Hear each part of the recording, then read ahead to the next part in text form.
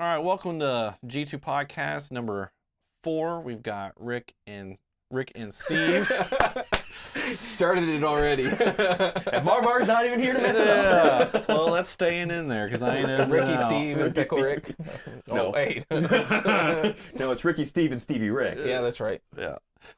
And Steve over here brought us some excruciatingly hot sauce this time. It's more than the 357 apparently. We've got the Taco Vibes, the Last Dab, and the Last Dab Triple X.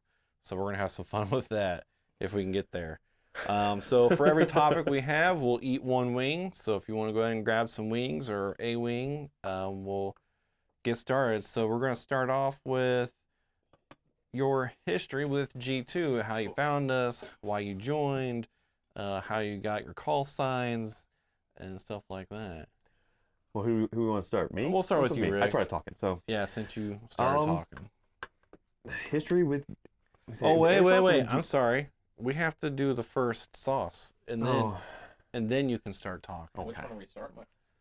All the way there? Yes. Alright. So we got the Hua Jalapeno Hugo Jalapeno. by Yeah, we were just gonna skip General that for sauce. by the General's Oh, hot that sauce. smells amazing. It's really good. Hot sauce connoisseur over there, like a wino. I mean, It's really. age. According to the box, it's a veteran-owned business. So, Yeah. and as always, we're not sponsored by anybody.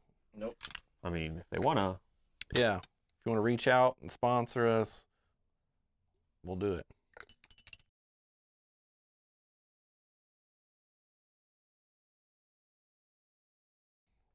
And we get our chicken from JJ's Lunchbox. I've not had JJ's yet. I've heard a lot of good things about it though. It's the only place I buy it from now. It's like $1 a wing, Yeah, I But- heard it's expensive, but but they are the best okay. Let me that I've had so far. get this hot sauce in me so that I can answer this question.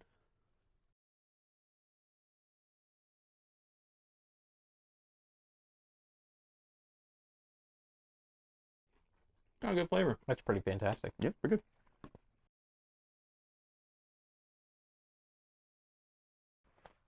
All right, so the question again was, how did I get to G2 or Airsoft in general? We'll just Just yeah. G2? Let's start at the beginning. Like, how did you guys find out about it? How did you get into it? G2 or Airsoft? Airsoft in general. Airsoft, yeah. Make sure we're on the same page.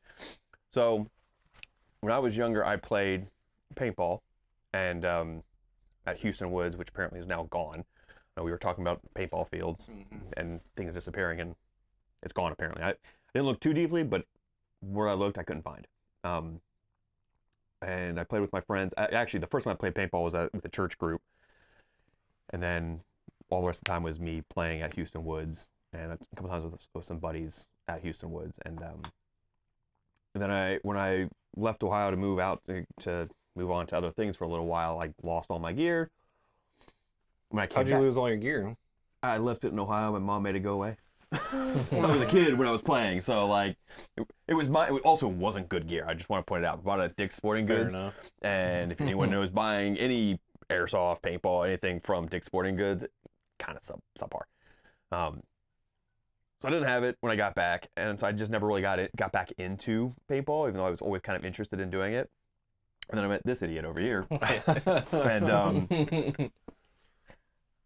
I don't even remember exactly how it started 100% anymore. And technically, a lot of fruit was massacred in the starting of our. Yes, our a lot of airsoft. fruit was started, but there was a starting point before it where like we'd be playing games together, and I could hear over his mic him playing with his like airsoft pistols. Yeah. And it was always like, all right, put it down, focus up, we're doing something. So what did you get your airsoft pistols for? Were you already playing at the time? or- I brought them from Massachusetts. I still had a couple oh, so you were playing left out there. over. Yeah. When I was 16, I had started picking up some gear, and I had a few friends. It actually weirdly started out with playing hide and seek, and then Got escalated and seriously. then it then it escalated to hide and seek with airsoft pistols. It's long distance tag.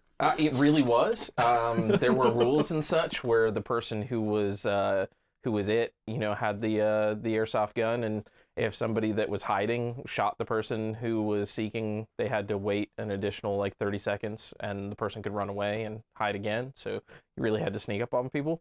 and then that turned into a whole bunch of us just picking up airsoft rifles. Like everybody was trying to one up the next, and I ended up with the Tokyo Marui P90. Love and that P90. Talk yeah, about it all the oh my time. god, I had the Terminator mod on it and everything else along those lines, and yeah, it was we just would go out into the woods and just shoot at each other for hours. We never had a place to go. There weren't, like, we did paintball too, and we did a few indoor paintball places, but there was no real airsoft places, at least that we knew of. About what year was this? This was 2004, 2005. Oh, so just 20 years ago, yeah. Yeah. Oh, hello, kitty.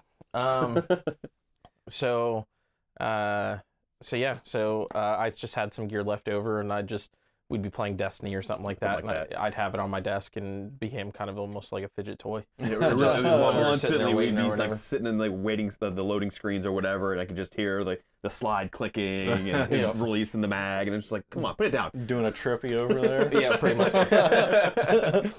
Definitely, you don't know that Trippy is one of our members, and he's always fidgeting with stuff. Yep. Always So- racking them slides, you know. Even to the new guns. Yep. Potentially breaking them before people buy them. And so Rick and I had worked together and became friends, and I used to go over to his place every Friday for this. Basically, yeah, things like this. we would drink, and we would do the Hot One stuff, and just kind of try to one up the hot sauce every time until we ended up with like the last dab and With him throwing up. yeah. Twice technically. There was another one that involved a lot of alcohol Yes. and hot sauce at the same time. Yeah, that was it. Again, not a Was- good was it- combination. Was Also it just planned. the hot sauce? No, and the yeah. milk? Well, I was in the kitchen cooking or something, and Yep. they were out there. It was because it was one of our other friends there too. He wasn't going quite as high as me, but they were already doing the hot sauce and drinking. So I came out of the kitchen, joined them, and I had to catch up on the drinking and on the wings at the same time. So like they had been pacing themselves, and I had to do it all at once. Oh. Yep. And then once I was caught up, it was fine, but like kind of too late at that point. I already had a real bad mess going on. There was a Thunder Down Under already at that point. it wasn't good. So yeah, we did that, and then we were like, we should get some real airsoft gun, because we would go down. He lived in a shop. Basically, it was right above the stained glass shop in Covington. That's now the Stitchery, and they had a really Wasn't long. it your My mom's, yeah. Yeah, okay. Yeah, they had a really long basement. It went from one side of the building basically to the. It was like probably 70 feet long, something like that. But not very wide, not very tall either. Like especially Yeah. once you got further back, because it got closer to the road. There's a reason It why would we get shorter and shorter. started with helmets. Yeah, that's why we started with helmets, because you'd be running, bap, hit your head on a cross member or something. Why would you be running in? Because we were dumb. just being stupid. And then shooting at each other? Yeah, oh yeah, 100%. Maybe a little bit of alcohol involved. So, Oh, gotcha, you know. gotcha. Yeah, so You guys kept your socks on, right? no. Oh no. You asked. So no, but we had done like I bought a bow, and we had done some archery down there, and so we thought about, we were shooting targets first, and then Well, how we were tall was the basement? Not very tall. Not we very. weren't doing long. Again, it was only about 70 feet. Like Yeah. 6 foot tall or something. No, it was probably no, it was maybe slightly about 6. yeah, probably about 6. Yeah. Yeah. It was not very tall. And it got shorter. yeah. Yeah. So you guys were doing archery down there? Again, not Would you longer. get on your knees to Well, shoot? no. We weren't at the full 70. We were probably, for those, probably closer to 50? probably not even that. It was may have been like 30, 40 feet. Oh, Yeah. okay. So it wasn't anything skilled. And it both wasn't the bows any, weren't great either. No, so, this was some cheap, 'cause like plastic recurve bow type deal. yeah, and I had found a bow at like Goodwill or Salvation Army that was like $5, and I was like, yeah, screw it, why not? So how many times did you shoot the beams in the ceiling? Not once. Not actually. once. No. There not- may have been some kids' toys down there that have holes in Yeah, them. there was a couple. There was a couple like It's okay. plastic. They've been abandoned, so no kids are allowed of a toy. There's a couple of plastic totes and stuff like that Oh, yeah. down there that may have gotten the business. Oh yeah. There's Um, I just lost the word. A dresser, sorry, that has quite a few BB dents in it. No, yeah. no arrow holes, but it definitely had like Doesn't some sort your of mom filigree. have that dresser now? No, it's still down there. I was down there Okay. not too long ago looking at it. I was like, I can see all of them. And then yeah, so it went from the bows to again him messing with the gun. So I decided, like, yeah, you know what? It kind of sounds fun. Let's get it. This was 2019. So it was like kind of like a Christmas gift across, like to each other and from our friends and what. We slowly built up all of our gear because we're dumb without having any idea of what we were really doing except for screwing around with each other in the basement. And before we realized it, yeah, we were both rolling with ASL Mod L M's or M's and some pistols, just making fools of ourselves in the basement of this shop. Yep. Doing stupid crap. Legend goes, there's still BBs down there to this day. Oh, there is. Not legend, there is. There will never be rid of them. They were in every crack and crevice in the stonework down there. And we tried to sweep them up, but We did. I mean, anybody who's been to a BB field, an airsoft field knows there's BBs everywhere. Yeah, I mean, there's BBs in here because Blooper was dumping them and desk shot, Shocker. desk popping and stuff. Yeah. But yeah, we shortly after that, we decided to start looking at fields, seeing where to go. Most of them were closed down. Like I think we had looked at Fallen Warrior, but they only really did certain days of like events and stuff like that. Stuff that you guys. Yeah, when we first started, when we were first looking at field, when we first got our first replicas, we went to the field that shall not be named. Pulled in, we're like, this seems I was driving. kind of sketchy. It's like I don't want to drive all the way back there. I don't know what this is. That's a like Huber Heights facility building. I don't know if this is the right place, so we left. We ended up down in wherever that is, where the all the Trader's World. Trader's World, but flea markets. That's the Yeah. word. Flea markets. I can't think of that word half the time. And ended up buying there. And by February, it was early. It was something like a warm February in 2020. We went to our first game, which ironically, G2 was there. Yep. A couple of them. I think it was like Ghost. Ghost was one of them. I want to say Danger Close was there. And there Igor was there. Yeah, Igor was there. And there supposedly was a fourth one, but I do not remember who that was. And they weren't on the team by the time we joined. I don't remember who it was. Like I said, It could have been a prospect. and or it may something. have been a prospect too. And where'd you say this was at? I-70. I-70. Like early 2020. February 2020. Yeah. Okay, I was trying to Who think. was still on the team at that time? Yeah, it's been so long From the ago. originals, yeah. Well, I mean, because that might have been around. I can't remember if that was around the time when like all the prior people were leaving. Yeah. Yeah, Or- because I don't remember seeing. Obviously, I think I only saw Danger Close one more time. No, two more times after that initial meeting. I think when Danger Close was on, it all the older people had already gone. Okay. I think at that point. So you might be thinking of Airborne. He was on there. Not the guy from SWAT. It's a No, I different know one. because No, the other I bought Airborne. that- I I think bought that was from Airborne. before. I think that was before he joined in. Okay. I bought that from him, so I From know who Airborne? Airborne is. Okay, yeah.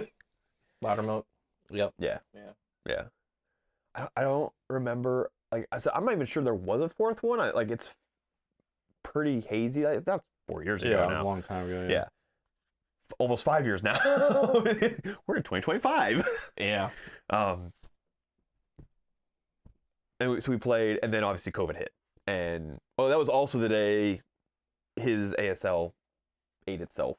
Yeah. And we'd only used, mine was fine. Mine's still fine. My gearbox made the wine of death. Apparently, I maintained mine better than he did. I think it was just factory faulty. It could be. And again, so that's part of the problem. We were discussing it the other day was that where you buy, Oh yeah. be careful about it. Because again, we bought it at Trader's World, and when it broke down, we went to go try to find them to get the warranty that they promised us, and they were gone. Yeah. Like Yeah. smoke. We'll bring that up in a later Yeah. one. But so like you were at I-70, and you found some of the G2 members, and then what happened after that? That's how you found out about That's us? how we initially found out about you. we knew that you guys existed. We didn't know what it was. We just knew that it was a guys on a team. And we were too nervous to really get to know much because it was literally our first time out on a field. yeah, and somehow they put us in charge of picking teams like Later on halfway in the day. through. Yeah. It was, you guys know what you look. You know what you look. You guys know what What G2 did? No, no, no, Or G2 the- had a stroke. The open. Yeah, I just had a stroke. No, old some of the age. G2 guys had left. There was a few other folks Oh, like so it was just for an open play. Austin. Yeah, it and was Matt. open play. This was wasn't just open play. It wasn't one of your guys' events. They were just happened to be there playing. Gotcha. Yeah, and I think it was it Matt or was it Austin?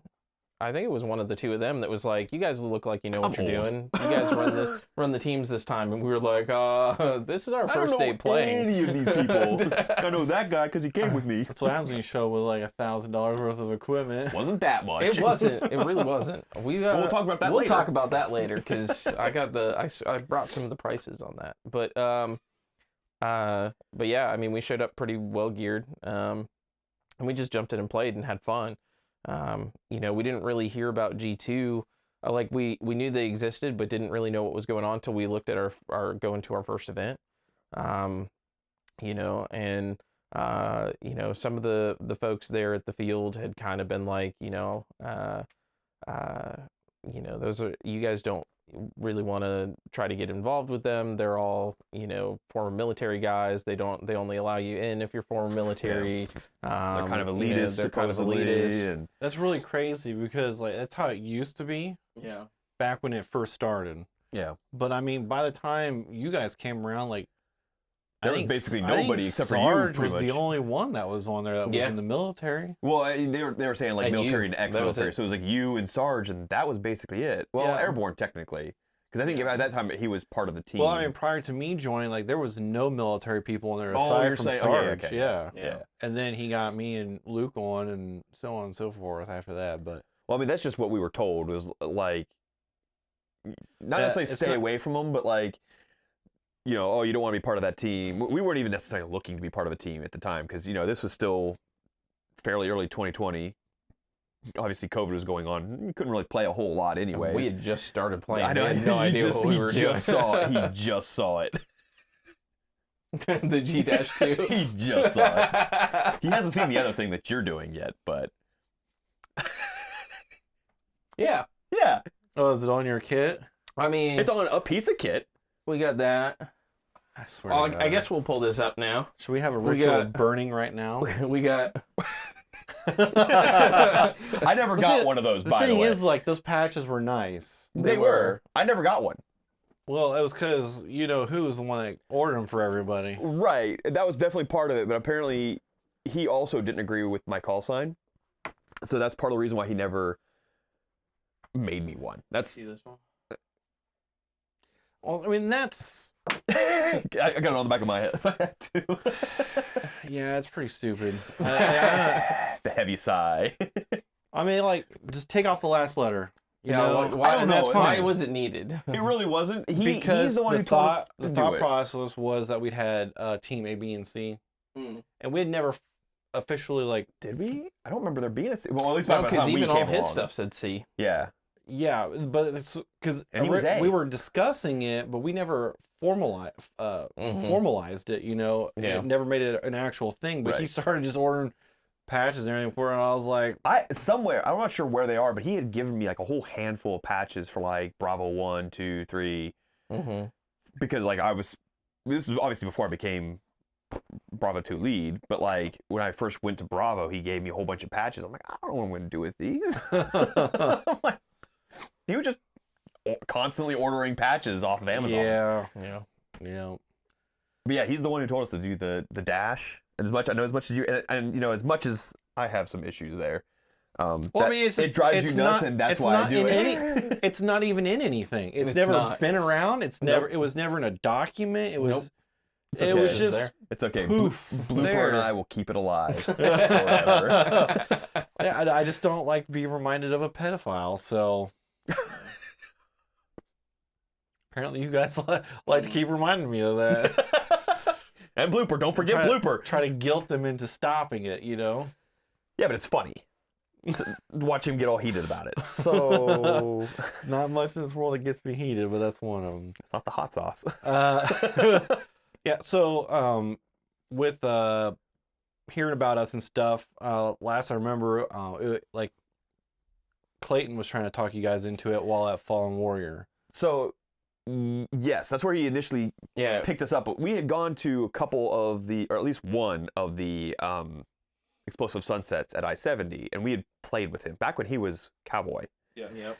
And I remember like following him around and him just being so loud. Marmar, Cowboy, whatever. And I remember like we were up behind the CCP and like Sarge yelling at him like, "I can hear you from here." And he's still that And we way. were yeah, he's still that way. And we were just playing like during this past summer, and like we're trying to flank around to go get some, and I mean he is talking so loud. I said, Mar, what's the point of us sneaking around if you're gonna talk like you're a scav? Yeah, that's the thing. It's like we were supposed to, that's what we were doing. We were flanking around, and he's just jabbering on, talking as loud as he can. And Loud, Sarge, too. yeah, and Sarge is yelling at him from the CCP netted area. Mhm. It's kind of hard to not laugh at that point. Yeah.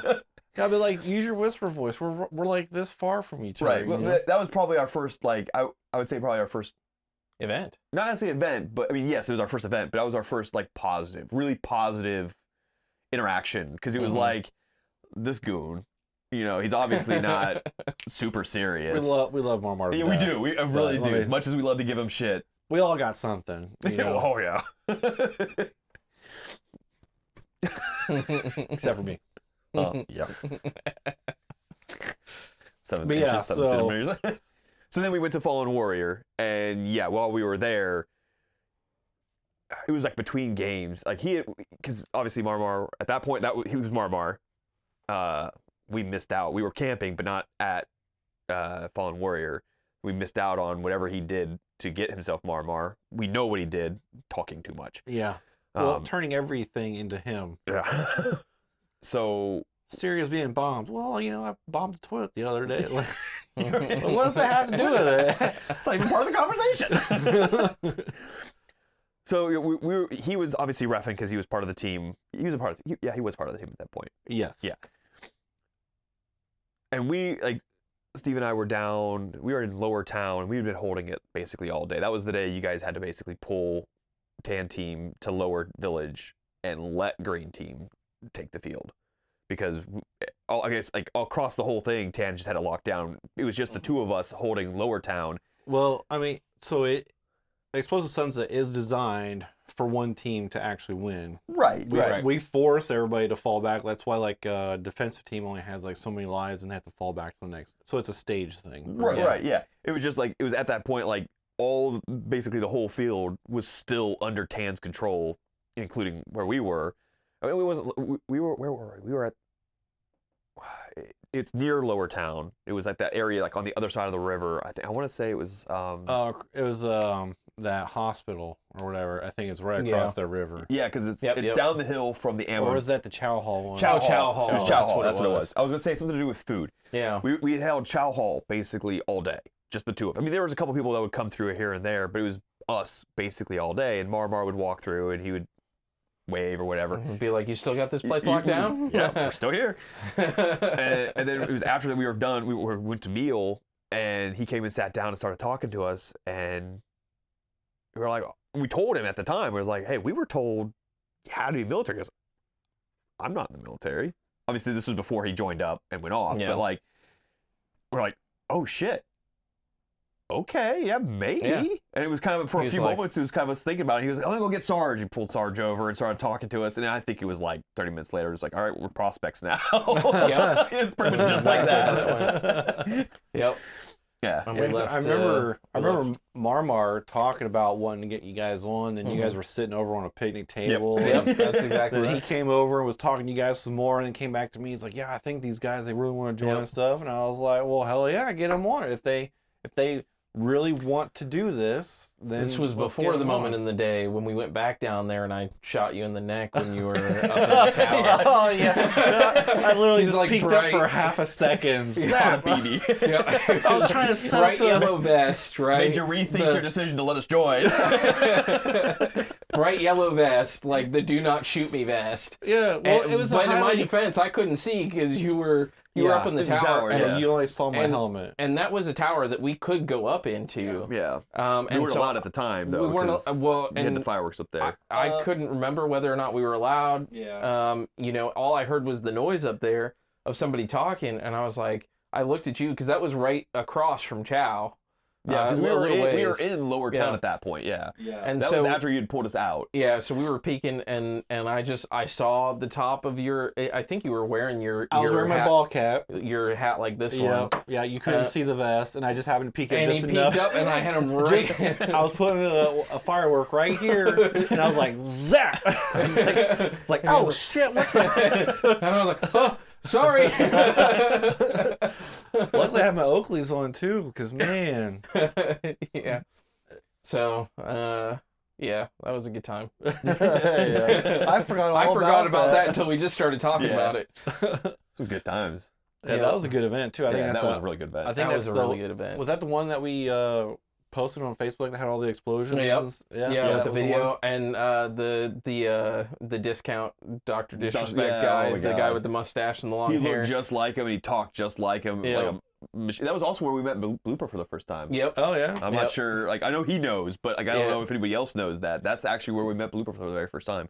Yeah, it was before he was before he prospected, before he came Yep. on. He came on shortly after that though. It was a little bit after that because Couple he came events. to. He came to a couple open plays at I-70. I was like, Yeah, 'cause hey, we were- yeah. we were He didn't have a members. name at the time. You know, Yeah. it was just some random Aaron. guy. I was like, well, I didn't even know his name at the time. Oh, it was yeah, just yeah. like, I recognize you from Fallen Warrior. I don't know what your name is though. And then now he's Blooper. So, what was your deciding factor then on actually wanting to join? Weirdly enough for me, honestly, Marmar, and just coming to that Fallen Warrior event and seeing that basically all the stuff that people said wasn't true. Yeah. You know, you could tell because we talked to you several times throughout that event just about what you do and how you do it and like the planning process that you go through and just like you know, talk to the few people that were on the team that were running the show, you know, and just really got a good feel for like you showed the family dynamic that was there. Well, that's when also you guys were doing that. for me, like looking back, because we had been to a couple of the I-70 events, like 2 or 3 at this point, and going to every single one and Angie being there, giving out food. You know, Yeah. like that was obviously a big plus in my book. It was like, I don't know who this lady is, but she's giving me really good food. And Yeah, I don't think we really made like a profit for the next event for months Yeah. because like everything that we went had into just it, enough money to buy the food and the fireworks and the chem lights and stuff for just that next event. Like Yeah. every time we spent the money on that because we wanted to make sure like people were getting their money's worth. Oh, absolutely. And it was a and good creating that deal. community. Yeah, it was. Yeah. I mean, say what you want about that field. Every time we went and played there during one of our events, it was always a good time. When it was a G2 ran event. Yeah, when it was a G2 ran event. If it was just an open play, you know, like I went basically just to play and you know sling some BBs. But when it was a G2 event, when there was something actually going on there, and we had full access to the field, not just the tiny little section that we were relegated to, it was always a good time, especially because there was more structure to it. You know, like we weren't just running around up there, you know, 1, shooting hot, 2, people just doing whatever they're going to do. At the G2 events, it was always, well, 1, we have a much more like down to earth, well, 1, there's actually someone to talk to. You know, like you go down there, all the G2 members are out, you know, mingling with all the players. You know, you go up on the field and they're somewhere nearby. You know, like I said, when Steve and I were following Marmar through the bush that one time, you know, we were. It's not hard to be nearby at that field though. It really isn't. But I mean, what I mean is like, Yeah. we were Yeah, I know. literally, we could see and hear, obviously, Sarge, and I'm not sure who else was up there. There was like 2 other people in there. It might have been you and Lucas. I don't remember 100%. Yeah, I you and remember Lucas were up Sarge there. yelling at him. That's all I really clearly remember. I was yelling at him. No, No, Sarge Sarge. yelling at him. That was what I yeah. was saying when he was talking up a Telling storm while him we were being supposed to be too loud. flanking. But like, yeah, you know, like for me, it was definitely like this isn't just, again, like we were told it's a very elitist group. It's all military or former military, and then we go to start going to the events, and outside of the Fallen Warrior ones because it was so far away, Angie was at every single one, and she was treating everybody like they were family. It didn't feel like it was an elitist group. It definitely didn't come off with what we were initially told by the players that we were playing at open plays with. And then Fallen Warrior was like, for us, it was our first big milsim. Obviously, it's not like going to American Milsim or Milsim West or something like that. But like, it was a big step for us, and we go there and we're having a great time. And then someone from G2 comes and says, "Hey, you want to join the team?" Yeah, kinda. At this point. Nothing against our camp out and Right. what we did for fun there, but that was probably the first event. Because I know we mentioned on the one with Lucas that like most people enjoy the camaraderie and the camping out and all that sort of stuff more than the event itself. That was probably being our first event. I think we got spoiled. We did. Because I totally enjoyed that event far more than the camping out was fun. The camping out was fun, but it was also cold and kind of miserable that night. I'm not sure if you guys remember how cold it was. It was cold. It was very cold that night. Yeah, I think it's because we always did it like in March. You had more trouble with that than I did because I had the smaller tent. Yeah, he had this tiny little like tent that was super efficient on heat, and and he had gotten the big. I had gotten pop-up a big one old from, tent like an idiot. And, Walmart. Yeah, and it And was nothing to keep warm in cold. But it was cold. That was a cold morning, and I remember Shared body heat wasn't brought up at that time. yeah, no, we weren't snuggling that night. With clothes on, at least. And we obviously didn't have Darren to snuggle with either. So. Yeah. Yeah, sometimes three's a crowd. Not always. But yeah, so like again, like with the conversation with Lucas, like he was saying, like generally it's the camaraderie, but like in that case, yes, we had each other and we were just getting to meet G2 at that point. The camaraderie was in the game. The camaraderie was really in the game because the way it was set up to play and what we were doing, the goals and whatnot, it was way more about the game for us in that first real event. Yeah, I think that was like one of the biggest things about back then was that's all we had to worry about was making sure that the game was fun. And it Now was. we have to make sure that the field is good, it's cleaned up, the shop, Mhm. the whole business aspect of It's it a lot all. more now. Yeah. for Yeah, sure. and so I'm, some may not be able to see it, but like we're trying to speed run through those parts as fast as we can so that we can start making the games fun again. Yeah. So we can focus on Yeah, it. I think we'll be able to do that this year. A field doesn't just appear overnight. Correct. really It does. takes a And long time. Especially considering, I know there's a lot of people we who have the play. patch for the last field that we tried to build up, and even that wasn't the easiest thing, No. the easiest road. Yeah. That was hard because people kept burning Destroying it. stuff, and Yeah, just God. kicking stuff down. And, Yeah. but I we mean- won't have that problem now at this place. No, so. but what we did have, the one downside we have at that field was there was the original field there that was in a terrible state when we got there. Yeah, I'm not sure if took a that's lot. been mentioned. I know because I didn't get a chance to watch the first one. I know I watched all of Lucas's. I mean, obviously it wasn't really brought up with him because he was not been part of it. Correct. So I'm not sure what was mentioned during the podcast with Marmar, but like when we got to that got to Hidden Springs, I always say Hidden Valley Ranch.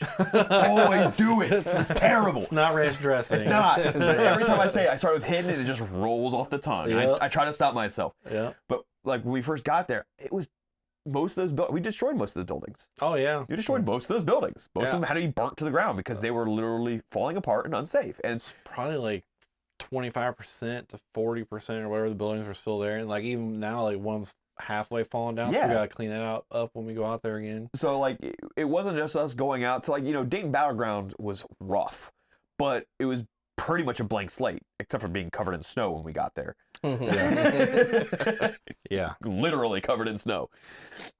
But that was pretty much a blank slate. It was cleaning up the buildings and whatnot, getting all the trash and the Yeah, that's all we had to do. There was Interesting clean up stuff. the trash. Just clean up the trash And then and I start brought building. out the bucket loader, right.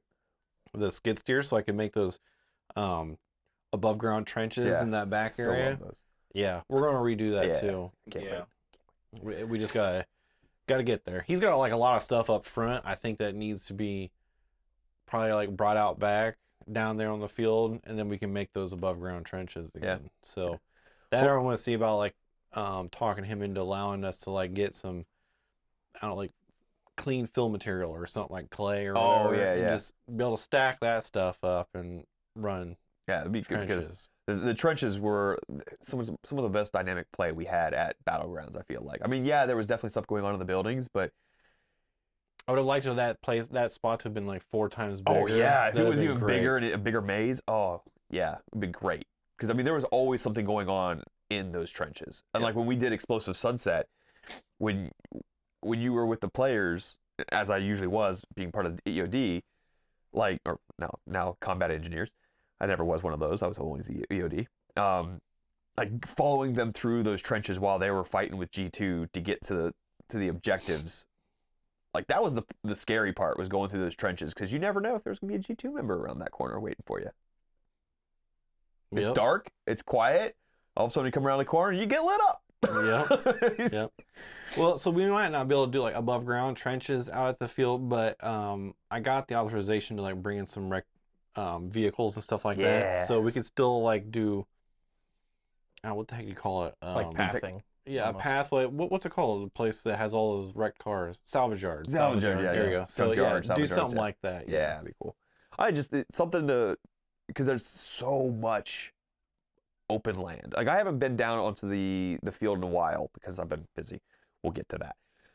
But like, I remember being down there when we first started working on it. It was just like open field in every direction, and it was like, oh, the possibilities, but it's a lot of work. Like, again, the nice thing about Battlegrounds was it was a fairly easy, clean slate, but it was a lot smaller.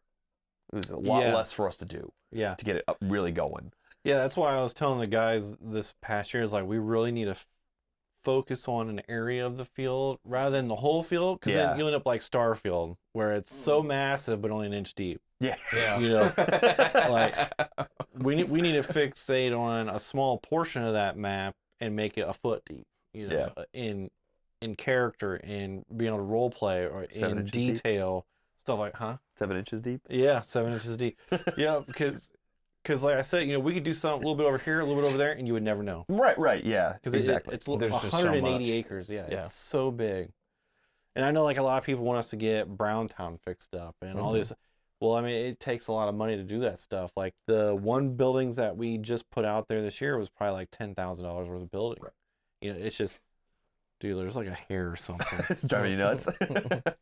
I think that cat came up. Cut and- it. Edit that out. No, we're doing it live. Yeah. But yeah, so it's just there's a lot to do out there, and we gotta get the money to do it, you know. Right. Yeah. Because we did really well this year, and we got so much of that shop done. Yeah. The shop was amazing. Like Yeah. I've been out there through the phases, and it helped. Was actively there when we first started building it, and the difference from where it was even the last time I saw it to this last time I saw it early December, it's like night and day. It's amazing in there. I've been Yeah. telling him he needs to get out there so he can see the new one, like see how Yeah. it's actually turned out. It's great. Yeah, because like a lot of people, they need stuff to go Yep. play, you know. So we try to facilitate as much of that as possible, and that's what helped lead us to, like, we only gained maybe like an extra 10 players per month being open every weekend, Hopefully more soon. but we over tripled our income. Yeah. From what was offered in the shop, because we had gun sales and everything else that was in there now. Right. The more business aspect of that building the community, which Yeah. is And then we got all those picnic tables out there for people to rest on, you know, and the canopies so to keep them out of the hot sun. And we'll finish the last one hopefully early spring. I just gotta get one board for it, I think, and then we'll go from there. But now this year is going to be all focused on getting stuff built out there for the people to play with and stuff. So it's definitely needed. Yeah. So we got the Middle Eastern area that we're going to try to get done. There'll be a mosque in the center with some outer buildings, some oil silos that are going to be built, and a couple like guard stations, so you can do some role playing with that stuff, you know. Yeah. And then we'll fix up Camp Victory, and then we'll build the prison, and we'll move on down the line, because that whole open field area kind of needs some filling in. well, that's what I mean. It's like it's very empty in comparison to what we had at Battlegrounds. And again, part of it's because Battlegrounds is small. It was very easy to fill that in when, I mean, most of it was provided by There. what was there. The buildings, the brush, the fence line that had the brush built into it, like growing through it and all that, made good walls to break up the field. And And a good way to eat several of your patches. yes, Well, I I'll mean, take it's a just couple. the main problem is like right by Camp Victory, where the buildings end on the far side. The property line of the fence comes down and is only like 20 feet away from the edge of the woods. Right. So like it's so hard to get past there to get to anything because people could just camp out in the buildings so easily. Yeah. It's way Yeah. too easy. So we got some stuff to address that, but Work in progress. yeah. Anything else you guys have to add to your history of G2?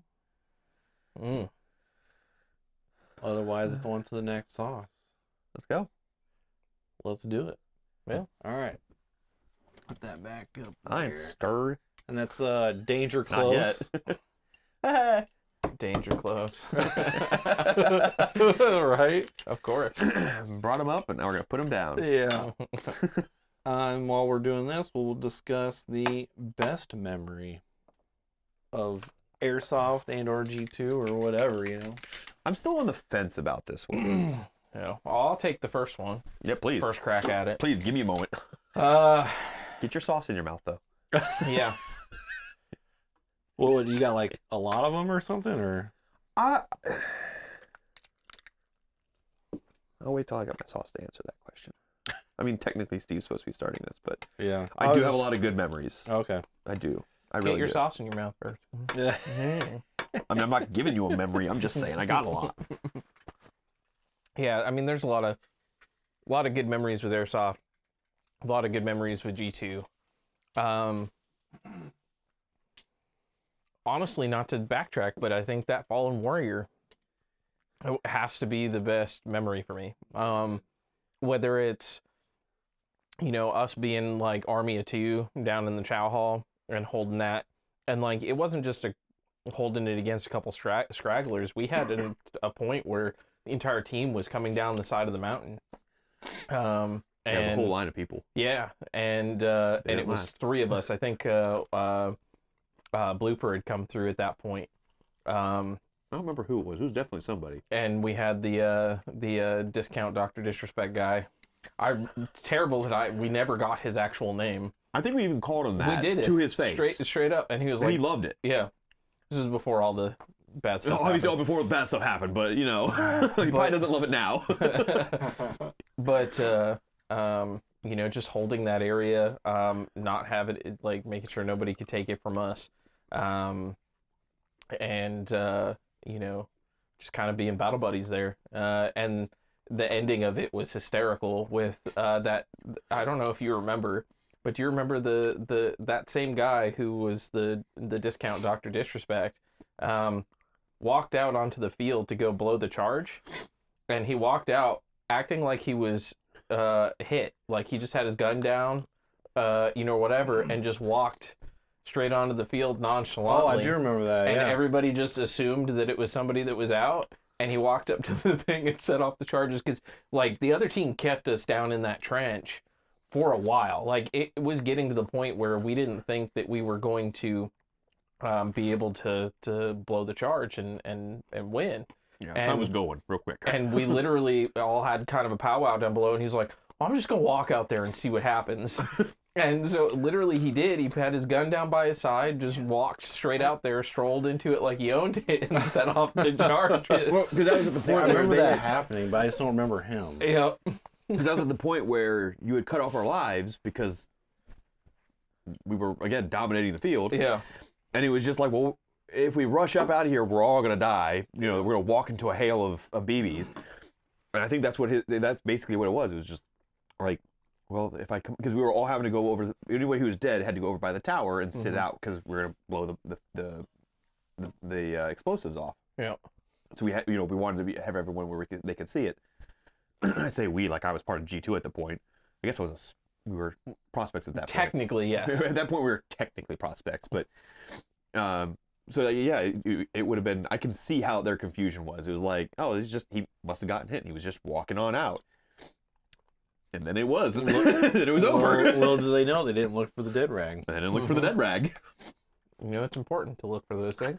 Yeah, a lot of things But- happened to those in that few moments. To be It's probably kind of a combination between that and they're, you know, playing against G2 at I-70 before we were on the team.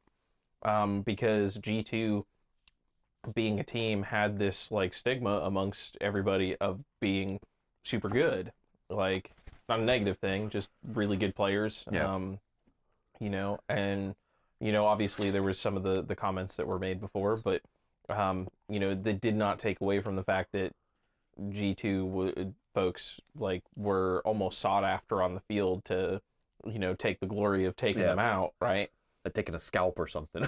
And you know, there was one point where there was you know, one of the G2 members down in the old town, and Rick was at one end trying to distract him, taking pot shots and keeping him you know, distracted, and I put out my my rifle and took my pistol out, just kind of snuck around the outer edge down there, and came up and put my pistol right to the back of his head and took him out. And like that was a memory, man. That was Yeah. like, we're getting, because we're so new to This was when we were fairly still new. I think this. I'm not even sure if that was during an event or if it was it an wasn't open play. it was that he just open at. play. Yep.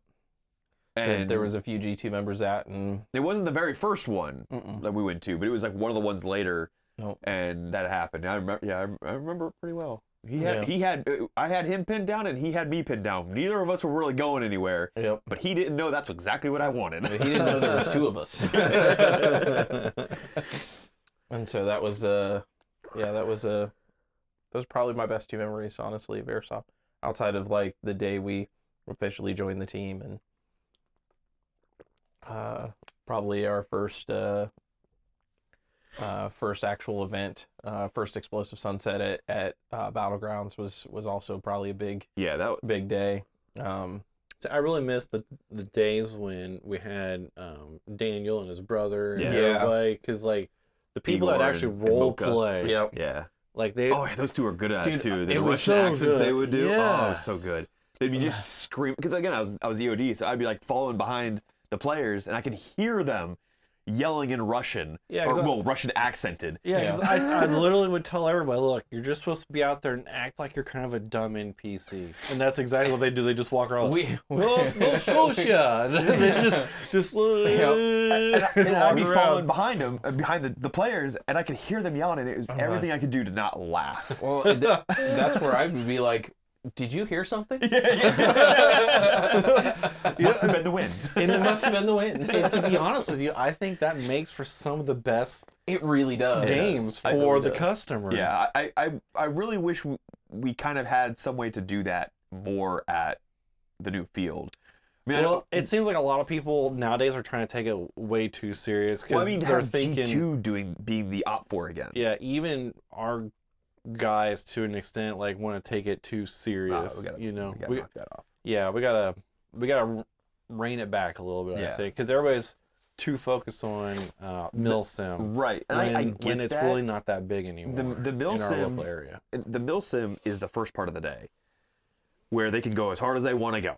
But once it gets down to the ending part and they're being the op for that, they really need to scale it back because that brings the enjoyment for the players. That feeling of because I mean, I guess really, if we're gonna, are you done with your good story? Because really, that kind of helps line me up for mine. Is really like that feeling of being the person to press the button. Because that probably one of my best memories was it was at I-70 playing doing an Explosive Sunset event, and we were getting absolutely annihilated. We were using somebody else as the op for.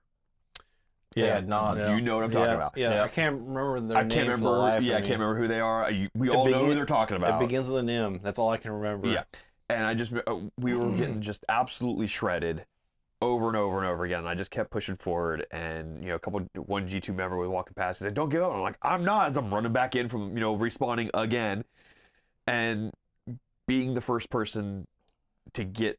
Like me being the first person to get to the point where we had to set off, because that specific That was a event- Nighthawk. It was a Nighthawk. Sorry, not Explosive Sets. Yeah, That Nighthawk. was a Nighthawk. And event. you guys had a rocket set up Yeah, on a line to go toward the castle and blow it up. And I had Yep. gotten to the castle.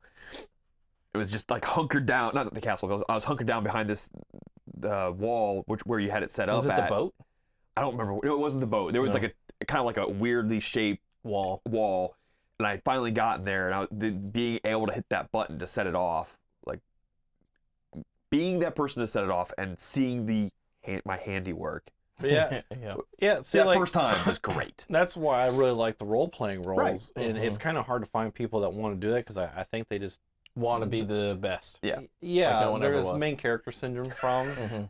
but there's also I think couple of like the fear of like standing out in a sense. You know what I mean? Like Yeah. they don't want to look retarded in a sense. You know, but it's not. We never Little had a do they problem know. with that. Comes naturally to us. Yeah, I mean, little do they The know retarded that part. adds Okay. such a huge dynamic to the game. Yeah, absolutely. You know, and it makes it so much more fun. Yeah. Again, like I said, And we'll like, get the rockets back too, because like before yeah. it used to be just the rocket propellant engines that they would use, and I was like, well, that's kind of anticlimactic. Right. Just- Where's the boom? yeah. Well, yeah, so here's these big green rockets. That Oh they- god, yeah. I remember seeing that go. Dude, Like, those were great. yeah, I remember seeing it go, and I was like, yeah. yeah, so we'd hook one of those up.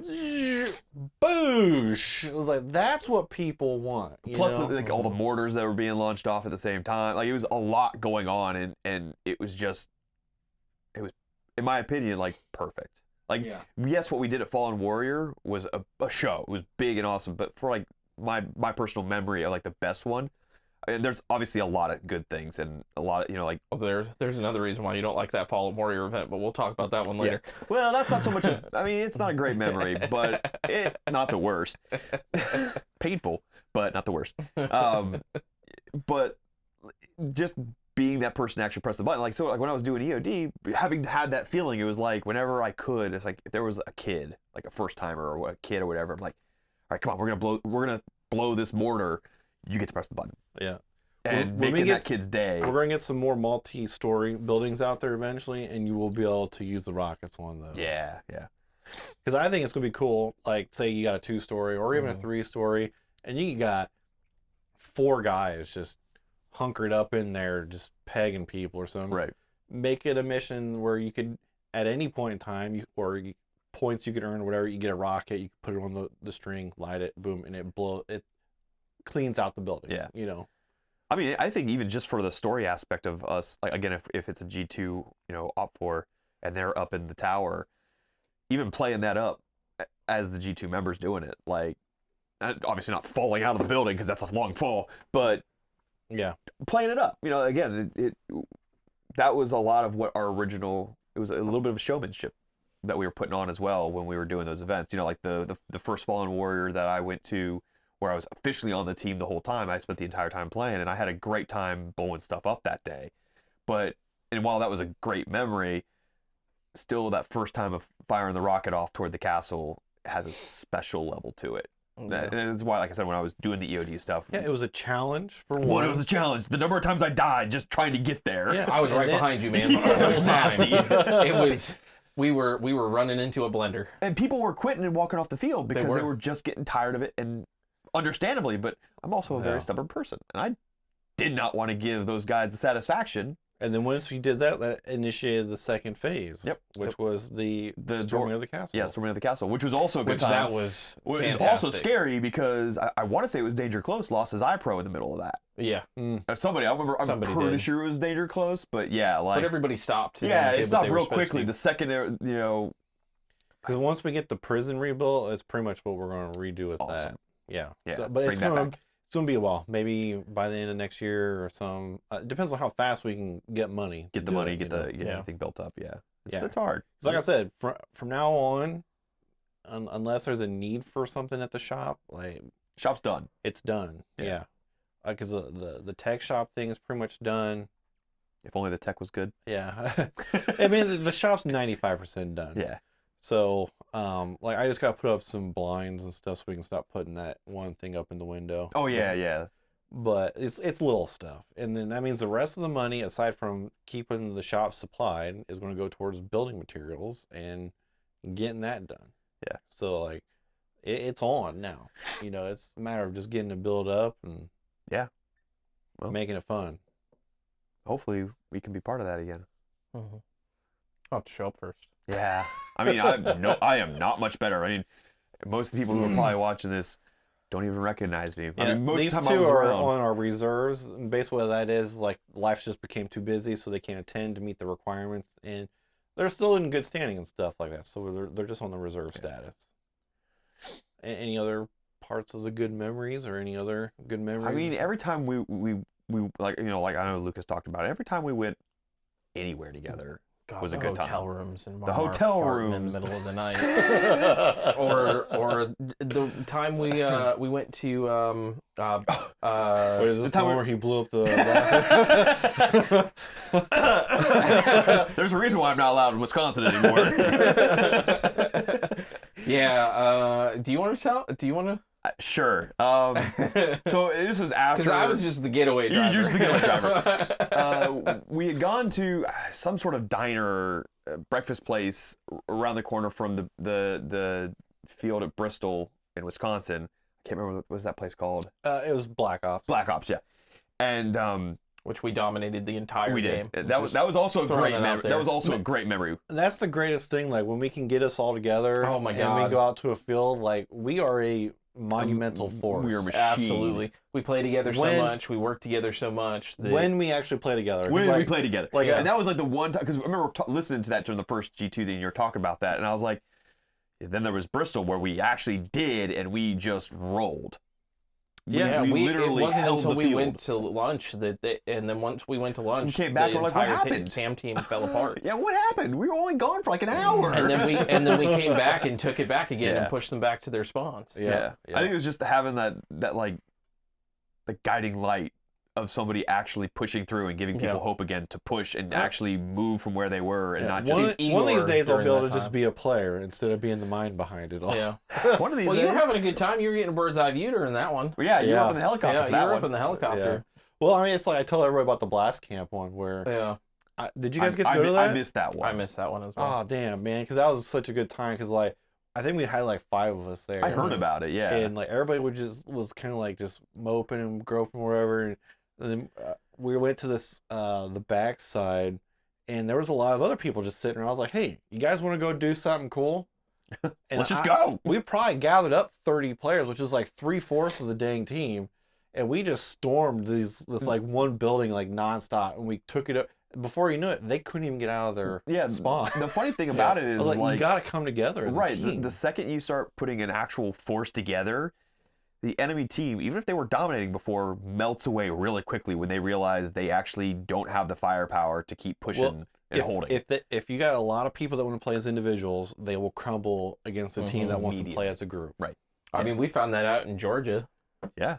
Yeah. I mean, when we were actually working together as a group. When we were would- being separated by take the commanders. Yeah. Yeah, I Oh, mean, and that's man. why like Luke brought up like how pissed I'd get like in the beginning because it's like we would literally sit there and talk about like, hey, look, we always crush it when we play together as an actual team, Yeah. Yeah. and then everybody just goes off and does their own thing, Well- and then they're always dying and nothing's going on, nothing's happening. Well, like that was the problem with Georgia because they kept sending us as a team to the tunnel or whatever it was. It was Yeah, basically the just blender. Yeah, it was basically what it was. It was a blender. You'd go in there, you'd die. So we could never actually play together as a team because we were constantly going back to respawn. But later in the day, when we said screw that, we're gonna do our own thing, and we went around the top, we literally We went all the way back cleared- to their spawn. Yeah, we Yep. went back to their spawn, and We switched the flag on the the field. courtyard, Yeah. and like we held a good portion of that field. And that's a big location.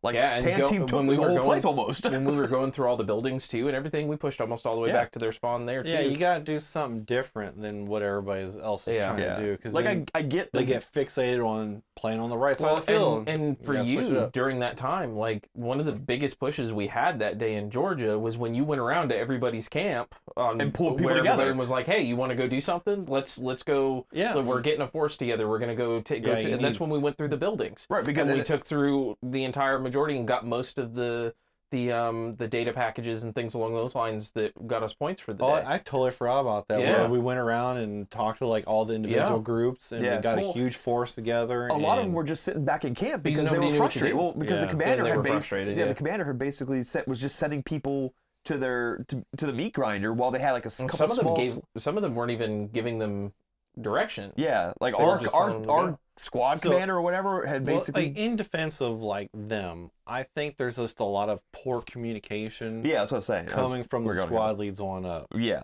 So Well, wasn't like our squad leader on the wrong channel for like most of the day?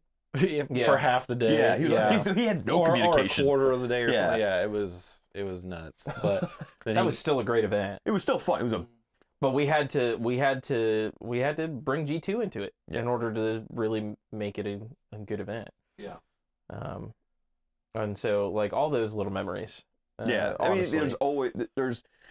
and again, not just the playing, like going out and doing like I said, like I remember where was that when we were in the hotels? That was Wisconsin. No, Oh, real quick. was that Brushy? No, that was Brushy. Oh yeah, that was Brushy. Sorry. Where Marmar was going to show up like late, and he did show up late, and I think like we were like fighting to see which hotel room Marmar was going to be in because nobody wanted to Nobody deal with him. That was the one where he was farting all night. And he ended up in our room. Yeah. Yeah, but to build on the whole Georgia thing at Perry, when we were taking over all the buildings there near the very end, because I was out there trying to like find out where are all the people coming from, where is the green coming from, and all this stuff, and I was out there just yelling to you guys, hey, we're coming from H left or something like that. We communicate when we can get together. We communicate very well and very and, well. and move on the like take the action we need to take with no hesitation. It's like, you know, when you hear somebody else, like when you hear somebody we don't know giving us an order, it's like, yeah, is that really a good idea? But we get a shout from Darren like, hey, they're coming from this angle, you know, move to Post up intercept. here. Yeah, Yeah. Be ready for it. We're locked on and ready to go. Yeah. Yeah. And then that's what I'm saying. Like, I think like the commanders on up, they're not getting the information that they need to make informed decisions, For sure. or they're just not good at. I don't know which one it is. I'm going to go with they're not getting the proper communications and intel and stuff like that from. Well, again, like we said a Squad moment leads ago, and the stuff. squad leader, our squad leader, wasn't even on the Oh, radio broadcast, right? Brushy taught us communication was key. But it's funny because as terrible as that event was received, and 6mm that's basically non-existent after that happened. Yeah, 3 days later they closed doors. That was still honestly too some of my best memories in airsoft. We were parked next to Alphonse. Yep. So we got to talk with him, which for two guys that were like watching YouTube videos before we got into G2 and before we whatever. Yeah. Watching Alphonse, watching Desert Fox, watching a few of those folks. And then going out to one of these events and meeting them was really cool. Yeah, it was really cool. Blooper getting his call sign. You're welcome, Blooper. That came from me. Don't trust Blooper with a grenade. Was that the event that actually? Yeah, So that and was- he- that he's was the one Brushy. who posted the videos, Yep.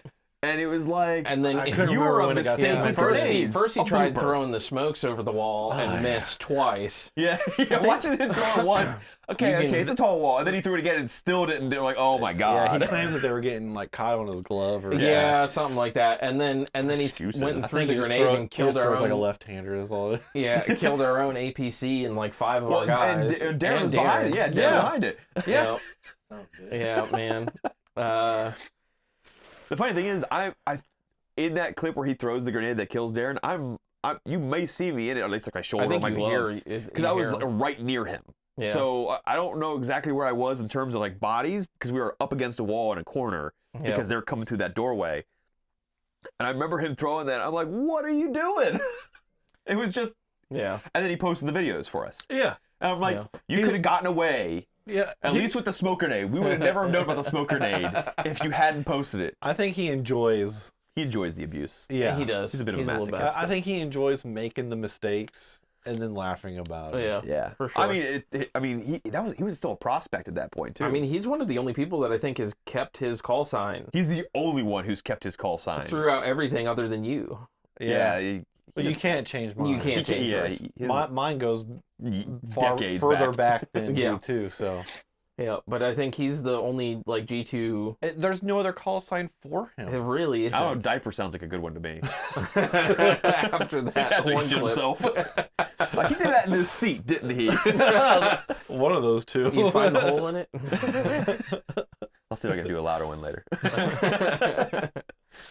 But All yeah. right. Well, you want to move on to the next next topic, Sure. or Yeah, I'm you got hungry. more to say about it? Yeah. I mean, there's always good memories, but And we can move there's on. so There's a many. lot. We There's could always do good memories. a 3-hour podcast on just the good fun memories. times, the yeah. community stuff, the us I just agree. dicking around off the field, on the I field. mean, it's honestly those things. I mean, being honest is the reason why we kind of haven't faded into oblivion from G2. Yeah. Is just It would have been pretty easy to have turned my patch in after a certain point and just been like, I'm probably not coming back, but I didn't want to because when we have time and we can be here. Yeah, you guys do. Yeah. Whenever you got some spare time, you come out to the field just to say hi, even, you know. Yeah. And I try to tell like a lot of people, you know, it's more than just like we're on an airsoft team. Like Yeah. we're actual friends. you Yeah. know? Yeah. That It's a family. that's why there's the whole prospecting phase, like to see if you mend well with one another and all that stuff, you know. And Yeah. and I mean, there's people who've been prospect who have not made it. yeah, and there's people that have made it because they're two-faced. Yeah. Yeah. They're well two-faced, like a snake in the bush, you know. But they weed themselves out. Very much so. You can't put on that face forever. Nope. Yep. It's gonna come out. All right. Okay. Well, Let's move we'll on to number 3. let's- I'm we'll hungry. do the Let's- habanero, and Okay. then we'll go with the worst memories that you've had in. Rick can start Airsoft. that one, but I'll give you a chance to get some sauce. in Yeah. Yeah. This memory actually almost did see me turning my patch in. there. Yeah. It was a doozy for me. I mean, I have technically 2, but the one definitely takes the cake for me. So this one was the worst memory, or one just the like number 2 of the worst? No. The worst of the worst, I'll tell. I'll give a quick one that's not the worst. It's the second worst. This one doesn't count. Was getting shot twice in the dick at Fallen Warrior within 5 minutes of each other. Like, I got hit. I'm kneeling over. She's like, I got Ow, shot in the that dick." hurt. Oh, stood up. But boom. Got hit right again in the dick. And I'm like bent over going, what did I do to you? Didn't learn the first time. Didn't learn the first time. And just stay down. Didn't pull out your dead rag, did you? I know I had my dead rag on. It was dark at that point, and Gotcha. you know, like BBs are flying in the dark. No, you can't see dead rags. That's why we use the lights now. Yeah. It didn't feel good.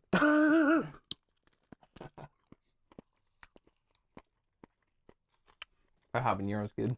Yeah. Mm-hmm. All of these so far have been really good. I'm sure here over will be tasty. Yeah. I'm not so sure about over here. It's pretty much death after that. Yeah. No, the Taco Vibes is good. Is it? Yeah. I've never had that one with you. The other 2, yes. Yeah. The other two still It's taste really good. tasty at killing you, huh? Yeah. You know, you die a little on the inside every day anyway.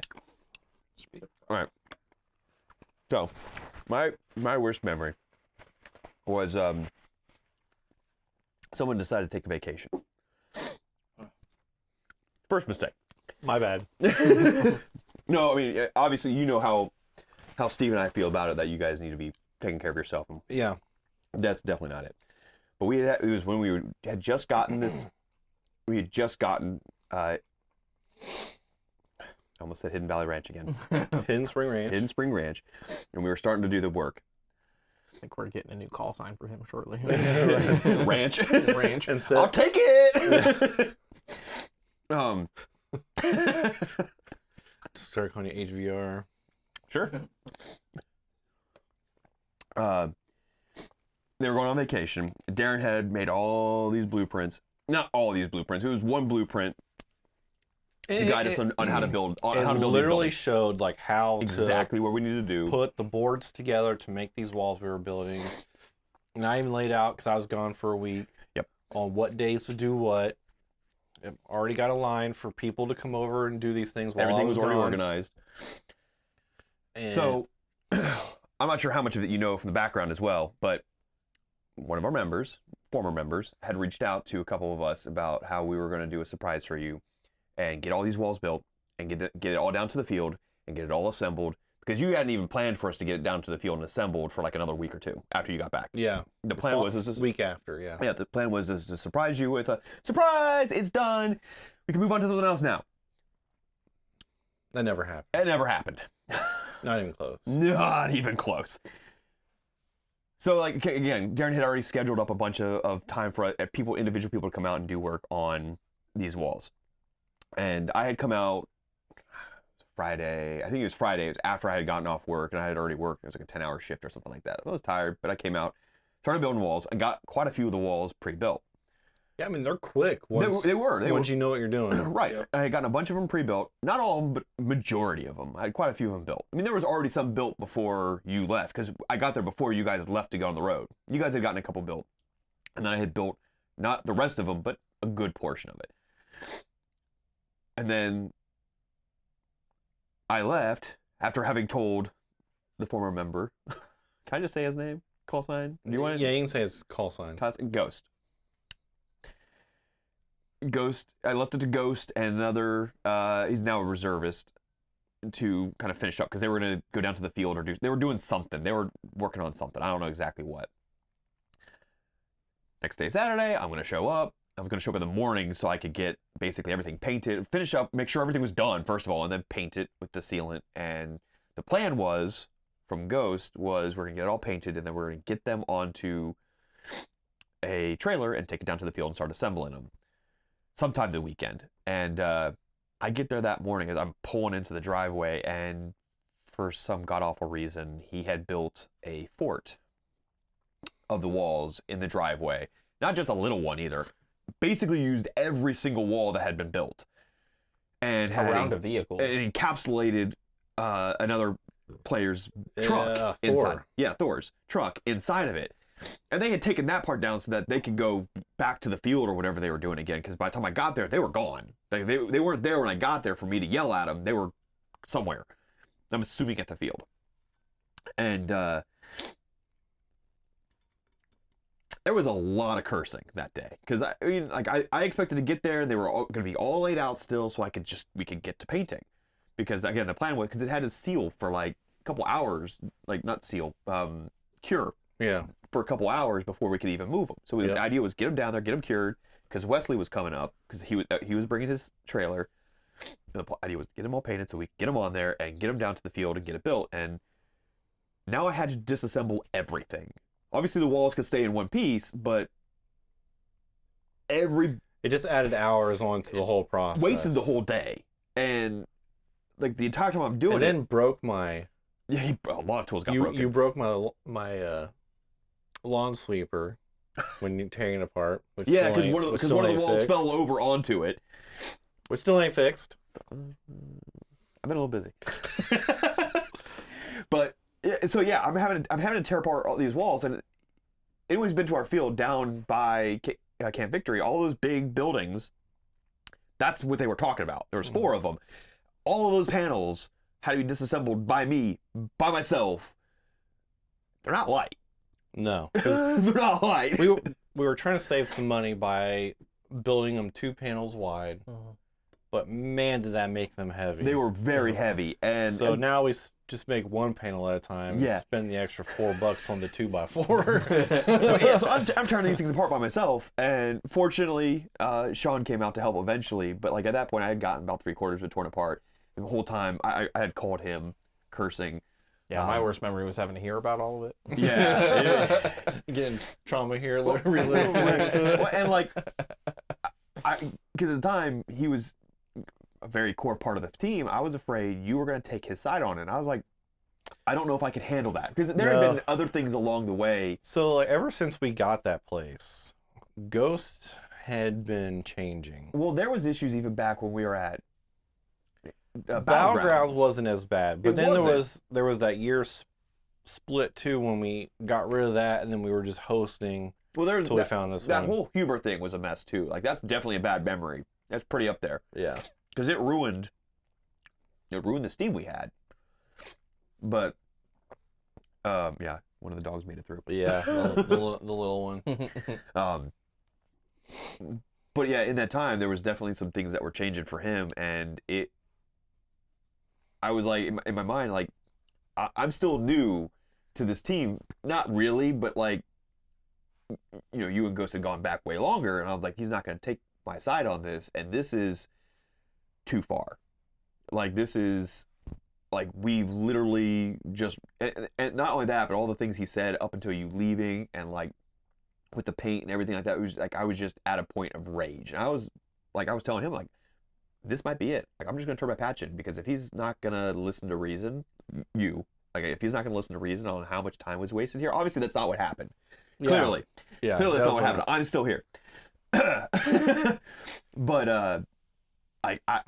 I was so angry that day with just the complete waste of time and stupidity, because he came back and he was like, oh, that's no big deal. And I'm like, it absolutely is a Yeah, big deal. We was- just lost a whole day. Yeah, it was no big deal to him because like he only sleeps 2 hours a day, and then he's like basically worthless the rest of the day. He was out mowing my 5-acre yard with a push mower. Like what? Why? While you had a ride on for him to use. Yeah, I had two 0-turn mowers. Like, why waste your time? Whatever. you know? Yeah, let's not go too far down that route. Well, so like I don't don't know if like things changed because like at some point he turned 50 or because he got involved in Twisted Tea. Like he was pounding those You things know? back. I mean, he was also an alcoholic, so Well, and, yeah, Um, so like that was absolutely things were coming to an end with him regardless, though, because even he was like creeping out Kim, yeah. one of the owners of the field. So it was just a matter of time. Yeah, but in terms of like things I've dealt with since getting into airsoft, that was probably the worst thing. I mean, there's obviously little things. Being shot in the dick twice definitely was not fun, but everything else has been generally pretty good. So like when you have all these pretty good things, a lot of highs, and then you have this extreme low. It was like it stood out. It's obviously clearly it still stands out. I get a little heated about it still. It was not a good day. Let's just put it that way. Not a good weekend, because I spent the whole weekend pissed about it. Like the whole. I remember. Because I think I texted Angie about it. I was like, gosh dang it, there's always I didn't want to something. bother you, It's fine. and I didn't really think about it at the time when You I should got have home. known bothering Angie would have been I know. I don't know what I was. I know what I was thinking. I wasn't. I was just mad. fucking seeing red. Yeah. Yeah. Pardon my language, but like I was not in a good place that day, and about that whole situation. And again, it was his idea to do this, and he completely ruined it. And his completely just laissez-faire about it made it worse for me. Like if we hadn't had a bunch of other team members there when he got back, I would have had a chat with him. Not a very friendly chat, but Thor was there. There was a couple other people. I don't remember who else was there, because Sean had left already because he had to go to church or work or something. I don't remember what. He came out and helped me for a couple hours, but he left. And Wesley was there. I remember Wesley being like, "Are you okay?" No, I'm not okay. Yeah, because by the time he was there, you guys were supposed to be moving stuff out to the field. Right. And, He was supposed to get there and help us just put it on the trailer and go. and I remember when I got back, I was like, what the hell happened while I was gone? Like, there were screws missed. There were, Some of the walls that got parts built not after I painted. left were not good. yeah, so like, spent like 3 more hours on those when I got home. Just You were still finding misplaced screws when they were on the field.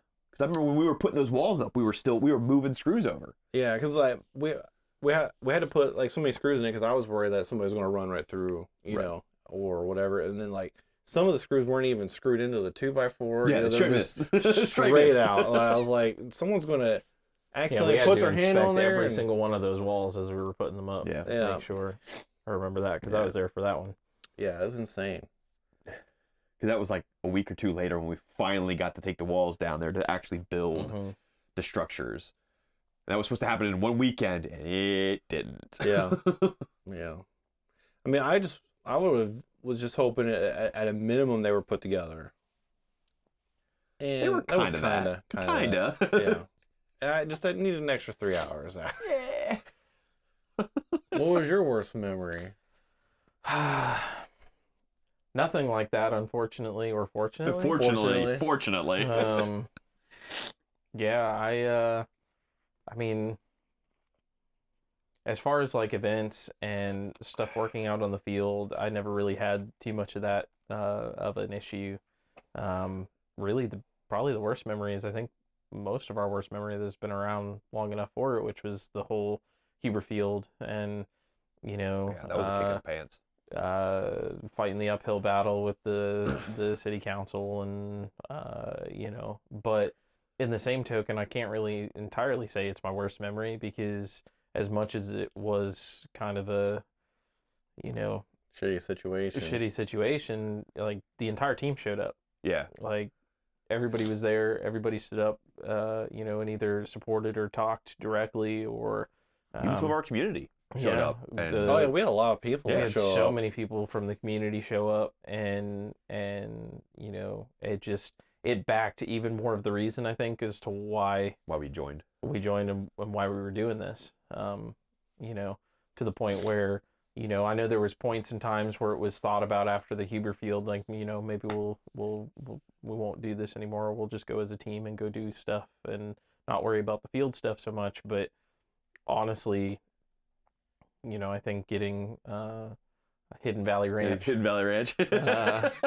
but that one just kind of fell in our lap. Yeah, I Because think otherwise, I was thinking like we would just be a host, an event host, you know, Right. Yeah. if we wanted to go down that route. but it really kind of brought back something that was missing when we were just, you know, kind of the fieldless team for the little bit there, as far as something to come together and work on and do, and you know, Yeah. kept us moving. Yeah, I mean, that, because that was the beginning of 2022. It was winter. It was cold. Was it the end? And I think it was like the end of 21 to the end of 22 or something. I was Because I saying, only like- owned that field for like that piece probably for like a year and 4 months, 3 months or I something. was say it was like it felt to me like it ruined the whole year, because like it was a major defeat, obviously, losing that, because we had a lot of ideas, a lot of plans for that field, a lot of plans. Yeah, and I felt like it would have been like the perfect size because it was only a 20-acre area. Yeah, it was not Yeah. nearly as much space. Could have had Obviously, a 10-acre spot to play in, just like a Devil's Playground. if yeah, you it was a guys step remember up, being there. obviously, from Battleground. I mean, obviously, we wouldn't have had the buildings, but we would have had a lot less space to cram a lot more into to make it much more dynamic. Well, and owning the field too really kind of Would have been a big thing. changed our Dynamic. dynamic in terms of what we could do with it. Yeah. Yeah. But so it was a major defeat, because we were going into all these hearings with like, they got to see the vision that we got, because we've got this big vision. We were all hyped about it. Everyone that was on the team I was drew like, up a 3D model in Unreal Engine. yeah, to it was show huge. them We had stuff. all kinds of stuff. It was like, it was a big thing. And then And for most us, of what they were worried about was whether or not a BB could fly over a 100-foot wall 1,000 yards away or that into the the highway. biodegradable paint was going to be dangerous.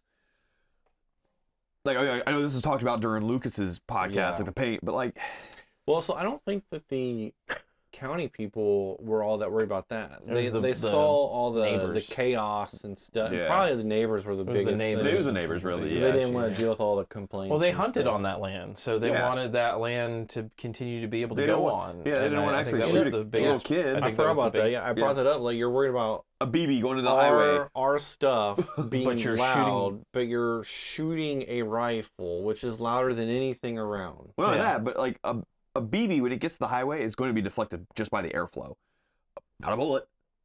Yeah. If you're worried about that, and we a were bullet's gonna- going to do way more damage. We were gonna put up like a 50 or 25-foot fence along there, so like even if you shot up and over that, like it would have never made it to No, the it highway. wouldn't have. It was a wouldn't have. stupid excuse. But like, again, so like, that was a pretty nasty memory too. Like, to be honest, that's probably more like number 2 than it being shot in the dick being number 3. But yeah, because that really set the tone for me for like that whole next year. It was a struggle for me at first to even get down to the new field, because I was just like well, no, not down to the new field, down to Parker's, because I was defeated still. I was still in the mindset of like, Huber is supposed to be where we're at, not down here. One, Parker's was a long drive away, but it was, like, but man, that was a good time. And was. They have a good field. yeah, well, and I'm thinking of when he got stuck. His truck got stuck. the one time. And He a always four- brings that up to you. I do. The one time. Big boy truck getting stuck in the mud. Well, it's all clay. It was, yeah. you I mean, know? it is I mean, you're defensive. damn near It trying to rained. drive over a riverbed. Yeah, because it had been raining. The river was way up, and then we're out Yep. there with like 2 or 3 trucks and in the mud. Not to go off on a tangent, but that was the time when we went camping where we got to what we'd say stay at the Four Seasons, because it was sunny, it rained, it snowed, and Well, I wasn't there for that. yeah, you weren't there. No, for that was when you first met Wesley. Yeah. Yeah, I We missed made that breakfast in the morning, and made fried bologna sandwiches that night. That was a good time. My first time having a fried bologna sandwich. one. No, I missed that one. Yep. But again, that was part of it. I was just very defeated. You Because missed of- Aaron snoring too. That was he was blowing the walls out. Just here. It's much better now. It is. Yeah. Yeah, Well, I like got in Bristol- nasal strips and stuff. In so- Bristol, like when it was Lucas and him in the. Oh my It was God. Lucas and him in Austin in that one tent. in that one tent, and all of us were like, "Austin's not getting any sleep tonight." Oh man. Yeah, It's hard to really dwell too much on the bad times. well, there's just so many 'cause good times. There's Yeah, the good times is definitely outweigh the Like I said, bad. it was harder which is for weird me. because usually it's the other way Opposite around. Yeah, it was harder for me to make a decision on good memories versus the bad memories because I've had a couple, but like, yes, there's a couple the spotlights on the bad ones were pretty massive versus the good ones. There's so many of them. Who really wins on how good of a memory was? Obviously, do. We do. Yes, but I mean, like in terms of like which memory wins over which in terms Yeah. of best memory because there's so many things we do together. It's just Yeah. a great time. Yeah, there's a lot of good stuff that we've done over the past 5 to 7 years, and like the traveling, going out and Mhm. find the places to eat, Eating at and strange places, checking out different fields, and you know, melting Marmar I into mean, hell, hotel even rooms. just the Yeah. convoys of going places, was a lot of fun. We'll talk about that one later. we Bring it bought around. we bought those magnets to put on the Yep. sides, Yep. so we could. That's really cool. Or your trip the other way around the mountain. From talking about during Lucas's, Yeah, yeah. because you guys took the highway, Yeah, and I was we- like, "Well, how boring was that?" It was compared to hearing the story afterwards. We didn't burn up any brakes. We didn't almost run out of gas. I was sweating bullets at the end. I was like, God, I hope there's a gas station at the bottom of this I hill. remember Ghost posting the video. Yep. We were driving down the highway, and I'm watching the video, and I'm like, oh my God, there may not be a G2 by the time this day ends. Dude, and some of them roads were washed out and Yeah. falling apart, and I was like, oh my God, and I gotta fit a truck and trailer And through a this? trailer, yeah. Oh, and then we had a car come from one direction, and I was like, there's only room for one of us. Someone's and gonna have to back up. Yeah. And this is exactly what I mean. Like Yeah. it's so hard to stay focused on The bad. the worst, even the worst airsoft or whatever experiences, just because it's so far outshadowed by everything else. Yeah, we especially when you get any number of us together, it quickly devolves into just us reverting back to being grown children and just having a good time. Yeah. Real quickly. Real quickly. Before we Songs get do to not the stay on. next one, we forgot to mention how you guys got your call signs. I started, so you get to start on how you got yours. I'll add in. I'm sure you will. Steve, aka Merge. Well, Oh, we're gonna do a chicken wing on this, or No, we're just gonna add this in. Okay. Yeah, we're gonna Okay. add this thing because we skipped over that in the first one. oh yeah, that's right. Well, we would. This was the convoy to Georgia. Yep. Where we had the magnets and all that we were just talking about. Well, I was the back of the line, and my job was to make sure that I was over so that everybody else could merge over. And Yeah, so when we'd have to whenever go, we'd like, have to do a lane change. when we'd change lanes, the rear person would be the first one over, so it would clear out a path for the rest of us to get over. Because we'd you be, know, and we'd be 5, 6, 7 vehicles. Well, Yeah. yeah, that Oh, one yeah. was especially long we were because it super was long for that SWAT one. was with us. Yeah. And a couple other people. And there was a couple other people, and then there was 2 vehicles just for G2 members. Yep. Not And- including him and his trailer. Yeah. Yeah, because it was you, me, You, me, and Chase. Chase, And then Blooper in his clown car. In his And clown car. Whoever had that black car that was driving down, like, Oh. he never would fill up when we'd stop at a gas No, station. no, He no. wasn't part of the team. He was And just then- someone following and us. then- Yeah, it was Yeah, like, oh, I and thought I'd then- have enough. Like, no, you fill up every freaking time. The rules of a road trip: when you stop at a gas station, you fill up and you go to the bathroom. Yes. Well, it we're was trying my, to make it 12 hours to get down there, or Yeah, where it was 10 forever. hours. well, it was my job to merge first, and I would. When Darren would say to merge, I would merge over. I may or may not have checked my mirrors several times. If there are people there, and almost merged a few people out of the lane. out of their lives. But in my defense, I've never hit anybody. I've never been in an accident, and I haven't totaled multiple vehicles. So, Yeah, he didn't drop the water bottle. No, I didn't drop the water bottle. So obviously, Rick, Pickle Rick, how did you get your call sign? Because somebody, in his infinite wisdom and complete originality, decided that his name is Rick. You know what's? This is when like that whole show was real big. I think the pickle Rick episode Yeah, had Rick and just Morty. come out. Yeah, and it was like we were just joining. We were still prospecting. Yep. Yeah, we were definitely still prospecting, and it was like we were trying to figure out. We still didn't have call signs outside of because Stevie Rick and Ricky Steve because Marmar couldn't tell us apart. And I don't know how. which one of us had a beard, obviously and you one of can us see the didn't. difference, but When you got this on, yeah, the I way was we gonna had it. say, when you have our helmets and our masks on, you couldn't tell who we were. because they're all relatively the same. Yeah. It was difficult to. It's difficult to tell. When we were all kitted up, it was harder to tell. Not really. It's just Marmar.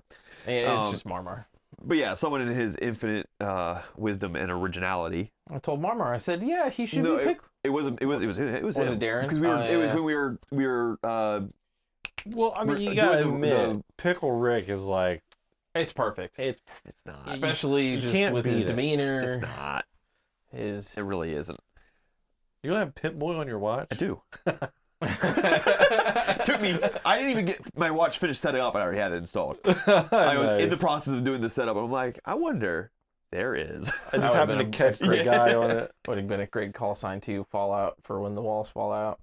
Wisconsin. See, if you would have had that on your We watch, never you actually could have been finished telling call that sign story. Pit Boy. We'll come back to that though. Say what? If you would have had that on your watch back then, you probably could have been call sign Pit Boy or something. Yeah, maybe Fallout or I don't know. Yeah, well, I mean, I didn't really wear watches until recently, but yeah, and I still like because the whole story goes. We were trying to get our walkies programmed. That's why it was him. Yeah. He was programming our walkies, and I don't even. It was Fry because of your Yeah. original call sign, and yeah. Well, you had already stuck me. You didn't have a call sign back then. Me? Yeah. Yeah, I did. What was it? The Fry one. No, because the Fry one didn't. The Fry one was my revenge for Pickle Rick. Oh yeah, that's right. Oh, I don't remember one before that. I didn't have one before that. may not You were have. the first one out of the two of us to get it because Pickle Rick was just Yeah, so it was just easy. like boom, there you Yeah. go. And I was like, I wonder earn one. Someone earned it for you. You're welcome. Yeah. And it has stuck through every single time he's Yeah, tried to the change only his call sign. the only other person who's kept their call sign the whole time Is- outside of Blooper is me, and it's Yep. because I just can't get rid of it. I hate it. that isn't that the point though? You're not supposed to like your call Not sign. necessarily. Well, you earn them. Yeah, not necessarily. I mean, But yeah, yeah. if you don't like it, usually it's harder to get rid of. But I've tried, like, That's I've tried to change it's better it. than absent. AWOL, absent, missing in action, Mia. Mia. I mean, like, Yeah, you did have that for a little bit. very short period of time. It's Yeah. a joke. But like, at least I never tried to do like what Marmar did. Like, Marmar, did you guys talk about what his actual call sign was Yeah. on his Marsha? Yeah, I made him tell Yeah. it. Like, at least I've stuck with Pickle Rick versus trying to change it. Like, Well, I I mean, jokingly there made a is joke. no way you can change that. Yeah, I can. My name is Rick, but my call sign's Pickle. That's Pickle Rick. And if someone asks, why is it Pickle? I'm like, you know, it's all yeah. bumpy and green. Yeah, I mean, that's what I'm saying. Like, you'd have to change your first name in order Yeah. to get a different name. Maybe one day I will finally do something astronomically stupid enough to finally kick the name, but I haven't done it yet. We'll just name it Rekit. Not that bad. All right, let's go ahead and go on to number 4 here. So we're gonna need the new sauce. New You sauce. guys are absolutely gonna love this stuff. I hope so. It looks good. It is. Wait till you open and smell it. I can't smell it. I can't smell shit right now. Should we be sharing anything to him? He may No, have that's the, just allergies. he might have the Rona. His kid hasn't been out since Rona, so That's not true. It hasn't been out since Georgia though. That was smells good. over a year. Any accomplishments and/or roadblocks from returning? You guys mentioned that you wanted to talk about, like reasons why you haven't been able to come back, and/or like any major accomplishments. Why'd you put the lid back on that? oh, because I was trying to wipe it off because it's got stuff coming off. It didn't have stuff coming off until you put the lid on it. Well, that's how it works. You want to go first on this one since I went first on the last one? Yeah, sure. Well, I gotta wait for my sauce. That's true. Oh shit! Yeah, it came That out. was running. A lot more running than I thought. Than I remember. You've done this like how many times recently? I know.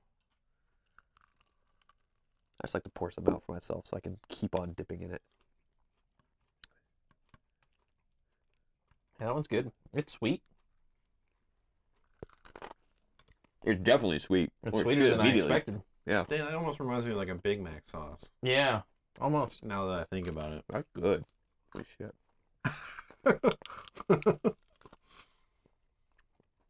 I'm not gonna tell you, but whatever the question is, going too busy eating.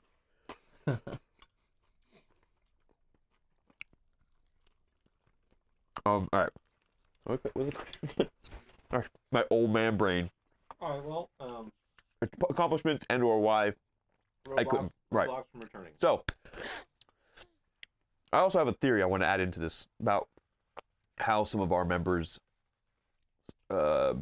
fade kind of away from the team. We have some obviously who don't make it for whatever reason, whatever happens. Differing of opinions, differing of whatever. Being a two-faced person that that comes out or whatever. But I feel like a lot of people who join G2 see the success of some of the other people that are on the team and do better, want to better themselves. So they move up in whatever way possible, changing jobs, getting promotions, joining the military to, write whatever, like they're always doing something to try to better themselves. I feel like a lot of G2 does that. And that basically happened to me. I was a welder when, was I already a welder when I joined G2? No. No. Yes, I was. Right. Yeah, because I left Walmart right before COVID. I think we had just played our first game. I left because I was leaving to go to Coil Plus. Yeah. And Right before COVID hit. so, but I was already a welder at this point. But I would because I'd had experience already as a supervisor. One, I was offered, to be a manager of a welding crew on its second shift, and things happened. Basically, it was like in the industry kind of goes up and down, and we lost not only lost the contract, but lost the quotas, and had to cut back. But this is not running together as well as I thought it would in my head. Basically, a lot of people who aren't around that are still part of the team are because they've gone off to do things. Like Thor went off to be a pipe welder. He's up in here and there. He had a good Wesley- opportunity to do that. Right. Wesley is doing his leather working. I've been continuing to try to get myself further and further on and away from the job that took me away from the team. Yeah, they were Well, running with you some ragged. violence. Yeah. Steve's always working to get further up the ladder so that he's, eventually going to be the CEO of Yeah, Walmart. he's just about right there. he's on his way. Multiple people have, they're still on the team that are doing things for themselves. That being said, now. Well, to add to that, like here with Luke, he just won that presidential debate Right. thing. Yeah. And the one thing he says in here is, it's been I'm sorry, Luke, for sharing this if you didn't want me to, but I'm only going to share part of it. He says, "Oh my God, it's been a crazy fucking run. Campaigning for election office is honestly probably one of the most stressful things I've ever done in my life. The feeling of victory last night after all the hard work made it all worth it. I tell you though, I've gotten hundreds of congratulation messages, but yours on Facebook and now me texting him really means more than all of them. I truly appreciate it. You've always inspired me to be more." which is what I think G2 Case in point. does. That's what I'm saying. Case in point, like when you're part of G2, you almost feel like you have to better. You're constantly trying to better yourself, not in like a forced way, but you just feel by being around all the people that are on the team, who are generally good people and are generally pushing to better themselves as well. You feel like you should. You want to, like, naturally want to better yourself. Yeah, when you're constantly doing it, it just becomes Part of habit. it. Yeah, it just becomes part of it. So that being said, I was a welder for a company called Lippert. Still love the company. I don't work for them anymore, but it's nothing to do with the company, kind of. Well, their building burnt down. Well, so yeah, so I was up in Jackson Center producing. We were welding and producing the chassis for the Airstream campers. Like I said, I was for a short period of time the supervisor of the second shift, the whole team really. They spooled up a whole new team just so we could keep up with the quota, and then unfortunately something happened over at Airstream and they had to cut the numbers, so we had to let my team go. Most of them. I was able to keep a couple of them, but it was. Yeah, but the fact of the matter is that they ended up keeping you. Well, so, yeah, we hadn't even gotten to the fire yet. That was just for that. a long time. Right. So, a couple months later, and this whole time, I'm still actively coming down to. This is when we're still at Battlegrounds. I'm still coming down every weekend. I'm working 50, 60 hours up there, and then coming down on every Saturday, Sunday, basically, at Battlegrounds. But I was home every night there, and then the fire happened. We know kinda who's at fault, but not really. Yeah. It's hard to really say who's technically at fault. One supervisor should have taken care of it. The plant manager also should have taken care of it. But pointing fingers on it is kind of like, it doesn't matter at this point. But basically, the paint booth caught fire overnight and burnt a good portion of the internals of the building down, completely gutted. Like all the hydraulic lines for our lifts. The paint booth was a complete loss. It was $1 million paint booth. Basically just washed. And at that point, yes, some people were let go because it was kind of like, well, one, we were all asked, would you be willing to go to Indiana and work? And it was kind of like, yes, but not really. And this was the beginning of when I had to start stepping back because I was never home at that point. Like, oh yeah, for 4 months, I was literally driving to Indiana, working all week, coming home, and I was exhausted at that point because I had spent all week training the people up in Indiana on how to build the Airstream chassis, as well as building them with them. So not just physically demanding, but also mentally demanding, and then driving the 6-hour round trip, which isn't a lot in the grand scheme of things, considering where the story is going.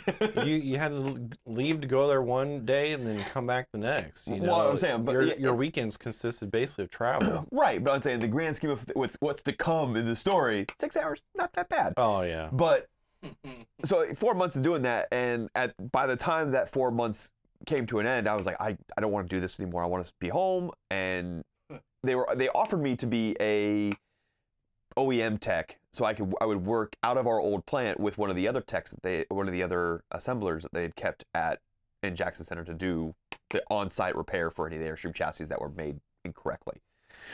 So we were doing that. We did that for a month. But at this point, basically, all the rest of my former coworkers, except for me and this other guy, had been let go, either fired or just like, we don't need you anymore. Yeah. Thanks for your time. If you don't want to move up here, thanks for your time. We pretty much all got offered. Some of us, not everybody, got offered to move up there. I didn't want to move. Obviously, I had G2. I had just bought a house from somebody. Yeah. That helped fund a field. Yeah. And I didn't want to move. There's no one, obviously, I would never have been able to get another loan that quickly after having just gotten a loan. That happened 4 months after I bought the house, the fire. Yeah. 4 months. Yeah. That's not happening. And so I'm back in Jackson Center doing the OEM tech, and like a month into that, I get a call. I'm like, hey, everything's fine, but we don't really need 2 OEM techs. Do you want to be an aftermarket service tech? And I'm like, what does that entail? Oh, you'll have to do a little bit more traveling, but it won't be too bad. Okay, sure. I'll give it a shot. We'll see how it goes. But it won't be too well. Okay, so I spent like another month driving back and forth between Ohio and upper northern Indiana. Again, that's 6-hour round trip drive for training purposes. and then I get my truck, and then I proceed to drive all over the eastern side of the country for 2.5 years, Yeah. something like that. Yeah, something like that. Some of your days are like 12 hours of Well, driving. no, so and I was on stuff. DOT It's crazy. with in my truck. I was restricted. My days could be no longer than 14 hours, but I was only allowed to drive 11 hours. I'd get up Monday morning at like 6 o'clock in the morning, get myself loaded into the truck, and hit the road. And I may get to my first job Monday, but generally not. Generally, the way my service writer would do it, she would send me out to my furthest away job, and I'd slowly work my way back. So my first job may not be till Tuesday afternoon, 16, What 17 I still hours worth of find driving. crazy about that is that it was cost effective to pay you to do all that driving than to just hire someone local. Oh man, I could get into how much I debated with him over the cost effectiveness of what they were doing Yeah. with a lot of their stuff. Yeah, I mean, there was definitely, again, having some experience in Walmart and having been a supervisor there and at the plant at Jackson Center and knowing some of these number things, there were definitely times where I was like, this is stupid. What are we doing? Why am I driving from Ohio all the way down to North Carolina when there is a tech in Florida? Now, granted, he's also got a schedule, so it's not like he's just waiting around for a job, but like North Carolina was way further south than it would have been for him to go a little bit further north. And I'm not sure why that job landed in my lap versus his lap. There were some issues on some of the things. There was also one specific instance, like I know you're probably thinking of, where I was in West Virginia. That's where I was, and I got a call because one of the guys I had been working with, we had been up in Vermont, and something happened. Apparently that Well, real quick, with them paying you to like go to these other jobs and stuff that were like such a long distance away, who was actually footing the bill of that? The place you went to go weld for, or the company you worked for? Wasn't it didn't go into the customer. a Some little, of it, well, a I'm little sure. column A, a little column B, really. Also a little column C, because it'd be a little bit of, depending on what it is, we would foot it. There was plenty of times where someone wrote a Like, check their were you mouth doing couldn't like cash. warranty stuff? Yeah, or- I was doing warranty, I was doing Okay. aftermarket, I was doing all kinds of stuff. So Gotcha. Okay. insurance jobs. That's what I'm saying. It's a little bit of all these different columns, because like sometimes the insurance is paying for it, sometimes it's the customer out of pocket, because The we're insurance talking will pay about one. We're talking about some pretty big RVs, and if they own these big RVs, they got cash. Yeah. They're not so worried about it. There was obviously some jobs where the people didn't have the money, and they were definitely more reliant on the insurance. You keep getting distracted by my watch. A little bit. So I was like, that's kind of cool. And then and then there were some cases where somebody wrote a check with their mouth that they had no intentions of cashing, and now we were stuck with it. Like someone just couldn't keep their mouth shut and said something too much, and now we were on the hook for it. So it was a little bit of all the columns, and I literally had jobs as far north as Maine and as far south as almost South Carolina. I don't think I ever actually made it to South Carolina, and as far west as Iowa. But now you're part of the post office, Yeah, right? so after getting absolutely sick and tired of being on the road, like just getting into my truck gave me depression. Like just thinking about it would make me nauseous. You'd be gone for the entire week. The entire week. I And would you still leave. have cats at home and Yeah. stuff, so you'd have people come over and take care of them while you're gone. I would leave You Monday bought morning. this new home that Yeah. you get to only visit for 2 days maybe a week. 24 hours. I a week. literally, until I finally managed to get off the road, I probably had only lived in my house. Like actually lived in my house up until like April is when I finally got off the road. Probably a total of maybe 7 months. And I'd been in that house 2 years at that point. And, like I had a good 4 months before the fire. And then from that point on, it was just, I'll be home when I'm home. And yeah, I guess I'd be home for the weekend. I literally, not even some cases, I'd get home Saturday sometimes because of just drive time. I would be stuck. And No surprise instances with the house with having to be gone for so long? Like, I don't know, just stuff no, breaking or anything? nothing really got broken. because I built it. Yeah. He can't even clog the I toilet. can't even plug the toilet. And I've done that in some places. Yeah, I don't It is think constant. there's unless it's going to get clogged in the actual toilet, which I can't make. It's probably not going to happen because I made sure I I've had a tried. big enough pipe on there for Oh, you. I've tried. There's been a couple times I look down like, this is the one. Damn it. Yeah, no. The house has been great, and that was part of it. Was like, one, I didn't want to be on the road anymore. Two, I wanted to live in my house, and I basically had lost my life because of this job at this point. Like, I wasn't able to get down to the field anymore. It consumed everything. I would get home. Again, like I was talking about, it's a 6-hour round trip driving up to Indiana and back, but being up there all week. 6-hour round trip, not that big of a deal. However, driving to Maine and slowly working my way, and it's not like a direct line back. Like I was hitting every single job between Maine and Ohio. I'd be going like Maine all the way down to like New York, and then maybe all the way down to like New Jersey, and then maybe northern PA, and I'm just like all up and all the way down and working my way home. Gave you no And- time to hang out with friends. No, I literally family. Yeah, I literally didn't get to see any of my friends or family unless it was a special occasion, and I was like, or I was on vacation. How'd they work out like holidays and stuff? Did you have those off? I can't remember. No, not really. Not really. You had them off in the hotel room that you were Pretty staying much, yeah. at? I was living in Sometimes. hotel rooms, yeah. Sometimes not. Yeah. Yeah, I mean, You got sometimes- holiday pay and stuff for that? Yeah, I mean, Yeah. like I'm pretty sure I was home for every Christmas, but like only because like I'd get home just before Christmas, and I'd be off Christmas Day, and then Back on the road back the on the next road day. day. Yeah, like it was. I was living out of that truck. I lived out. That's why I hated that truck. Like, Your butt imprint was pretty well in there. Oh. I burnt a hole in that seat a couple times too. I bet. But now you work at the post office. But yeah, I left that. I was doing something else for a very brief time, and that place lied to me about my conditions of employment, and I don't play around with that. Like I got a mortgage. I got things I want to do with my life. That's not gonna work. So I had a friend who worked at the post office who had been talking to me even before I left Lippert, who was like, "You should come work at the post office. They pay about what you're making, and you'll be home every night." And I was like, but with the caveat of like, yeah, I work a lot. I work a lot of days. So like right now, obviously, I'm still working into the new schedule. I work 6 days a week.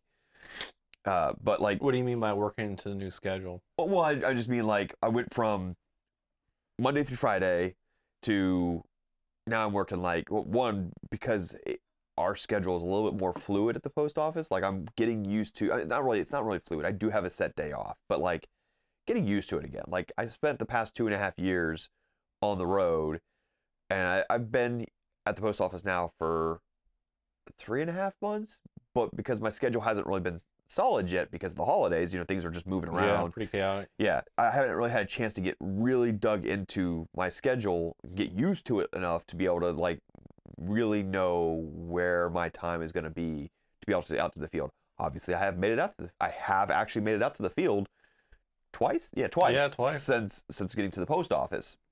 I mean, he's late, but he makes it there. Look, I'm not going to be there at opening. He I'm doesn't want working. to wake up that early on his day off. No, it's not my day off. I'm working. Oh, yeah, that's right. I'm working. Yeah.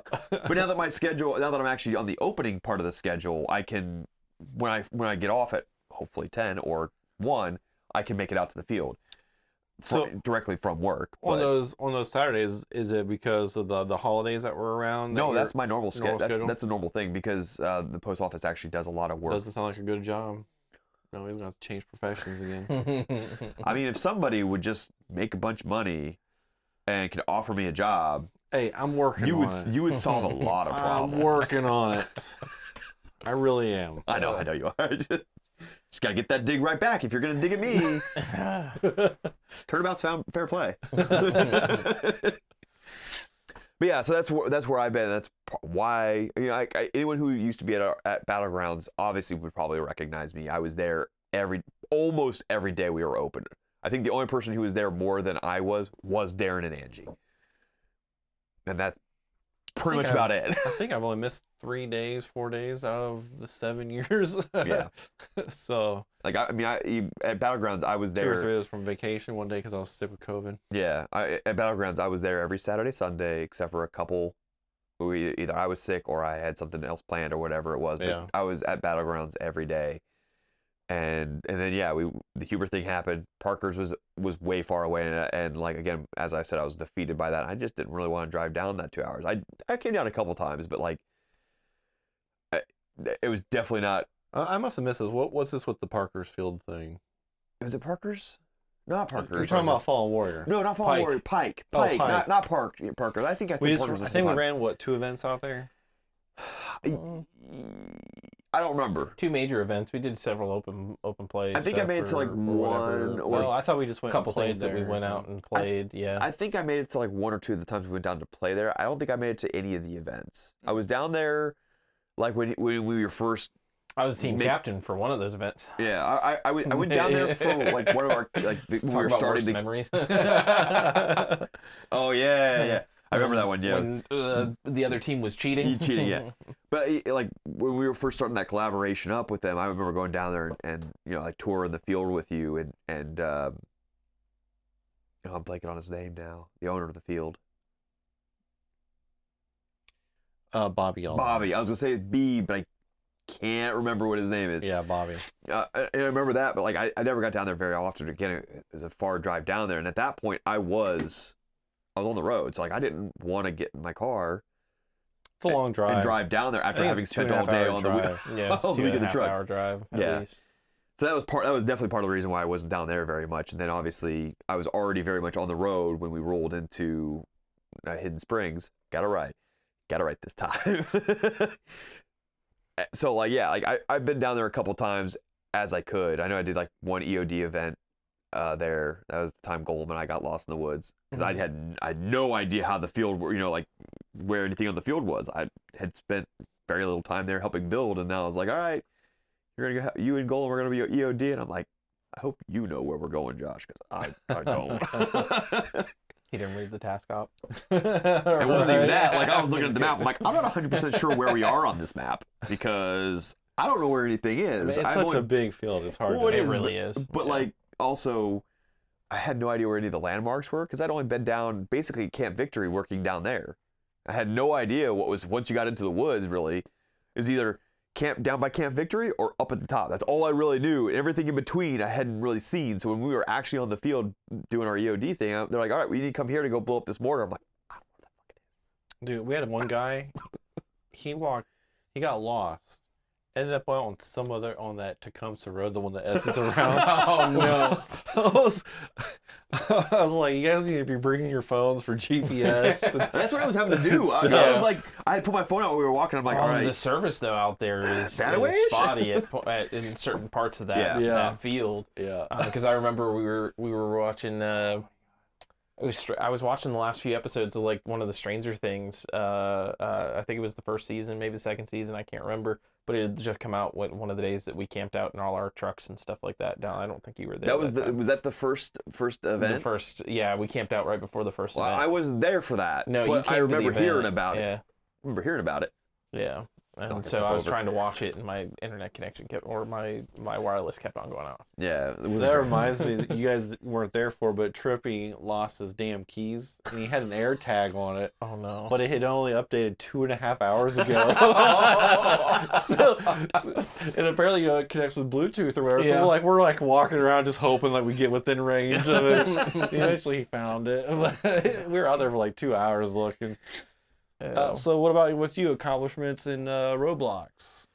Oh well, the Roblox. Lazy. That's all it is. Yeah, pretty much. I can't say anywhere my issues with coming are anywhere near to the same level as you. Honestly, it's just I've been salary manager with Walmart for a number of years, and that stuff, schedule wise, like I work a lot of weekends and pretty much all of them. yeah, like I get one full weekend off in my rotation.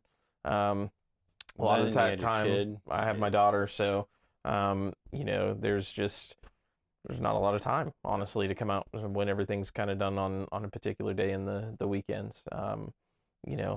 So there's that. But even still, since sort of being around last, there's been several accomplishments through that.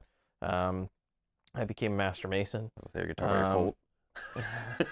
became a Master Mason, and also became a widow son. I got my motorcycle license. Yeah, I was gonna say you're part of that motorcycle club, right? Yeah, the Riders Association. We've done a bunch of charity work over the last year. Really, really proud of those guys. It's kind of the same sort of deal of what G2 is, right? You surround yourself with people that want to better themselves, and it's just another good group of folks that really work hard on bettering themselves and helping better the people around them, and Yeah, you're it's- creating that high tide that raises all ships, type deal. 100%. So, whether it's I've gotten the opportunity with work to go out and do a lot of training and things along those lines, which does the same thing. And I've had many opportunities over this last year. With that, I've had many opportunities. I've recently became the senior steward for my lodge in Arcanum. So it was kind of a voluntold thing, but It's kind of like also being voluntold that you're the high performing manager. the hypo for Yeah. the market, yeah. And funny roadblocks because the head of our lodge and one of the folks on the legacy, our previous past president for Hiram's Legacy, his road name is Roadblock. So some of the roadblocks. you tell him to stop being one. yeah. That's what we need is try to get some of them down to the Well, field. I told him, I said, oh man, you're here again. He stopped by my work the other day, and he was like, oh man, you're here again. Like my entire job is removing you from places. Like it's because I'm just supposed to remove roadblocks for the associates, right? So, but yeah, so there's been a lot that I've had the opportunity to do over the last year outside of GT that's just been really good. Good. And I'm hoping this year with planning out some of my time off ahead of time, things along those lines, I'll be able to make it out to some more stuff this year. So I still have a few days left to plan. So Yeah, I don't have any PTO right now because again change jobs again, so Yeah. restart that cycle all over again. But That's crazy. But from now on, when you switch jobs, you should try to see if you can get the PTO included with that because Yeah. you're not 20 anymore. you're You know? not lying. Well, I mean, if the one nice thing about it is they're pretty like because there's only a small group of us that are part of as a clerk or clerk class or however it exactly works. There's only a couple that I really have to compete with, and as long as that weekend's open and I have the time, it's there. But also because I'm usually out, hopefully as long as the schedule holds, I'll be off by 10, at latest 1 o'clock. I can definitely get out and at least be there. Maybe not necessarily play or admin or whatever, but I can still be there and be part of the team. Yeah. And that's the hope. Now that I'm actually home every night, it can happen. Hopefully. Hopefully. My luck, something will happen and I'll end up getting a shift that completely ruins that, but hopefully not.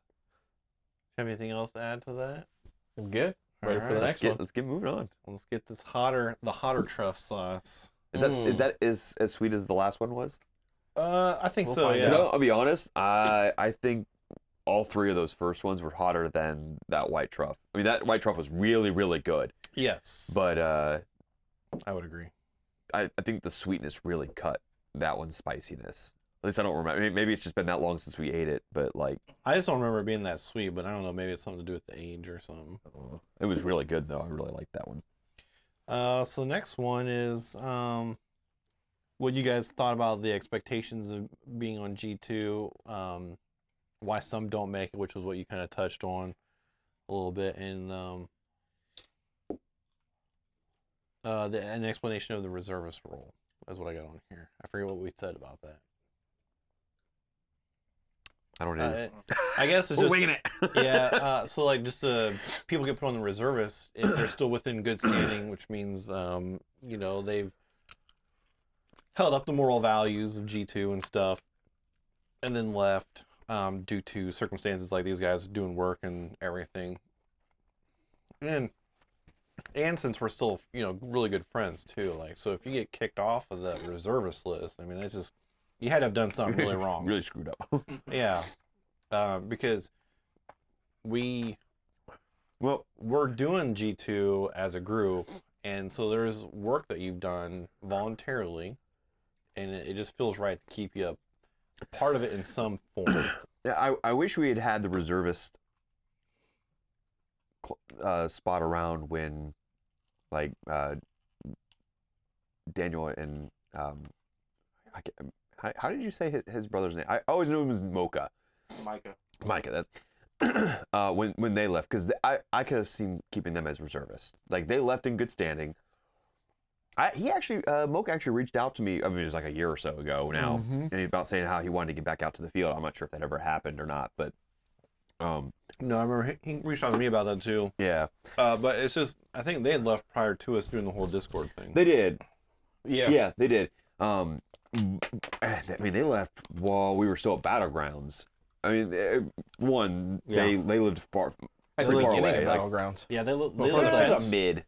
That was before the fence was even up, I think. No, Hmm? the fence was up because that was Igor was there for the drive-by. Oh, The fence was already up for that. yeah. I mean, that's how the whole thing started. Him getting him and the guy that did the airsoft drive-by got into sort of yelling at each other, which led to everything going downhill from there. But the fence was definitely up. We weren't like deep into it, but we were definitely into Battlegrounds. Mocha had probably already kind of faded away at that point. Yeah, they both lived, I think it was about 2 hours or so Yeah. away, because they were over in Indiana. Yeah, they were a ways away. Yeah, southern Indiana. I still sweet, but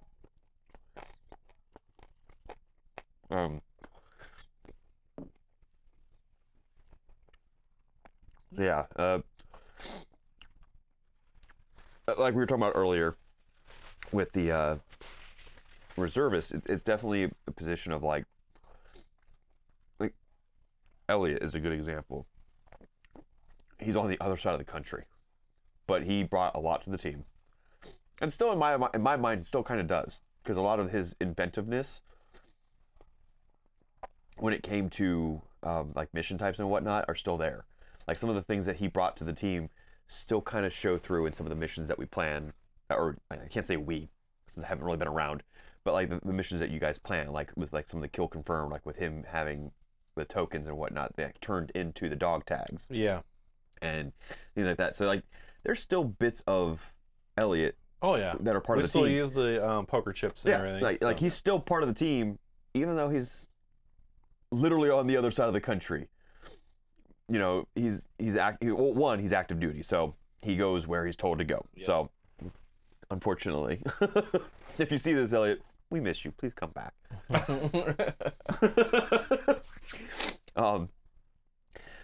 But yeah, it's you know, like him, and then obviously, you know, Steve and I, Thor, Sean's on reservist, right? Sean is on the Yeah. reservist now, yeah, because he became a manager over there for a while at Chick-fil-A, and now is doing Really? IT work. I knew he was going to college. I knew that was part of the reason why he drifted off. And like, I pay attention to the Discord, but I don't catch every message that comes through. So like, Even I don't catch everything. Well, There's a I mean, lot but going when on. some of them get talking, like when I'm trying to catch up, I will skim through stuff and I'll try to stop basically wherever there's a mention to see if there's something important at that mention. And then a lot of this other stuff I'll kind of skim through real quick too, because a lot of it times it's just a lot of the guys just joking off and, you know, just goofing off. It's just a bunch of guys having fun with each other. So most of that stuff doesn't necessarily need to be read, but like sometimes, yeah. But yeah, I didn't catch everything when it came to Sean kind of fading into the background. I miss you, Flapjack. That was the call sign I was calling him. Maple Cakes. Yeah, Maple Caves. I would call him Flapjack just to change it a little bit. Yeah, I mean, the ones of us that are still part of the team, there's a reason why we're part of the team versus some of the people who have, would you say, kicked off or have been, what's the right way to really describe that? Like, There's just been a number of different things. Some people have faded away. Some people have had to be removed from the team. Some people have, you know, it just, some people don't mesh. Right. I think that goes into It's really not good always into negative. kind of what the expectations are, right? Yeah. You know, and you know, it's funny to say that the expectations are high because they're They're not not. and they are all at the same time. Yeah, right? like there's certain areas like I will not tolerate lies. Right. You know, because a man is only as good as his word. right. You know, but some of that stuff for most people is just so core to themselves that it really isn't something that's that difficult. Correct. Yeah. Shouldn't. You know, some people choose to try to better themselves and you know, maybe go a little bit off of what their normal moral line is to try to better themselves and be a part of it. Yeah, we allow all kinds of people to come on. Yeah. You know, we don't. Yeah. We're not biased towards anyone other than like if you just can't get your crap together, you know. I mean, Right. Marmar's on the team. I mean, Marmar. Yeah. But like it's you know, it's really just kind of setting a standard of trying to do well, right? Putting it when you can put your effort into it, put your best effort into it. It's you know, it's not hard, it's not rocket science, it's just, you know, come and be a part of it when you can. Yeah. Yeah. I mean, and I almost feel like it kind of needs to be said. Pretty much anyone can join G2 as long as you mesh with the dynamic that we are. Like if you're going to come and if you Just think be a you're leech. right, no, be a go leech, on. or you're going to come and cause problems, you're not going to make it. too much of the main character syndrome. But not even so much that. If you're almost looking to pick a fight over a little everything and anything, you're not going to mesh. G2 as a team pretty much gets along. Like Steve and I have not been around a lot. When I showed up in December, I fit even with the people that are new. I still fit in pretty well with them because there's almost that like-mindedness across the whole team. So even when someone new comes along who hasn't been around, you know, like when that first time I showed up after having been away for a while, it was like, "Hello, all you new people. None of you know who I am, but I'm part of this family," and it just meshed all well together. And again, some people don't, and some people. Some people almost take it like a challenge to join the team because they want to be part of that G2 name. Like when we joined the team, it wasn't there was a little bit of we want to join that team because they're cool, but it was also, you know, like again, like I said earlier, with like Angie and that dynamic of the team was for us versus some people want to join the team because it's cool. That or They want that or bragging see right. like a competitive side Right. to things that I don't want to say isn't there, because when we go and we show up to an event and we work together, like we get competitive. Right. Like that's I think that's the what- nature of the game. What but you're kind of like, looking for is like, and this is absolutely no knock on them because they are great players, but like Team SWAT, they're very competitive, they're very good.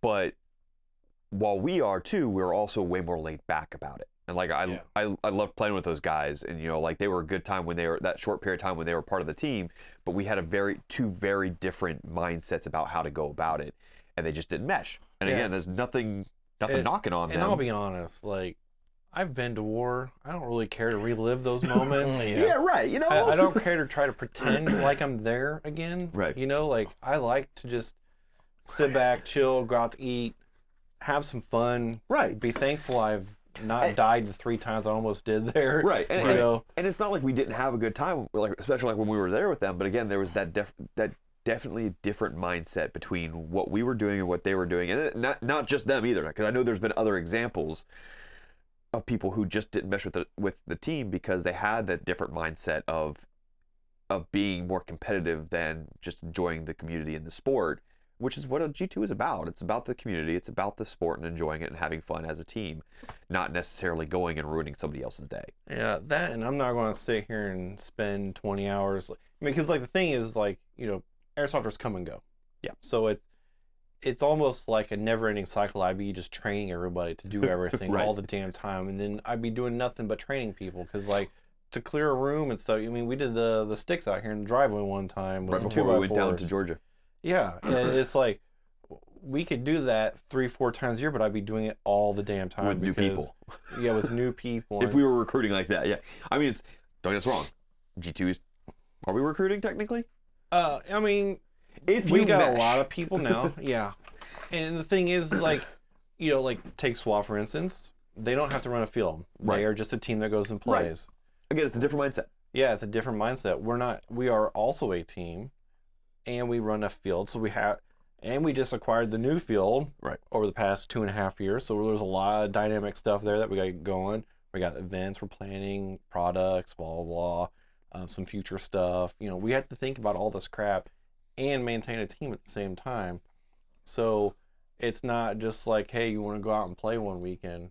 Well, when were we going to do that? Because we're running a field. Right. Especially this past year, we had You guys are very busy this no last free year. weekends. Yeah. So, that's why I'm really hoping with this new schedule for 2025, we're working half as much. Yeah. We'll be able to get more team dynamic stuff in again. Well, and like we were talking about with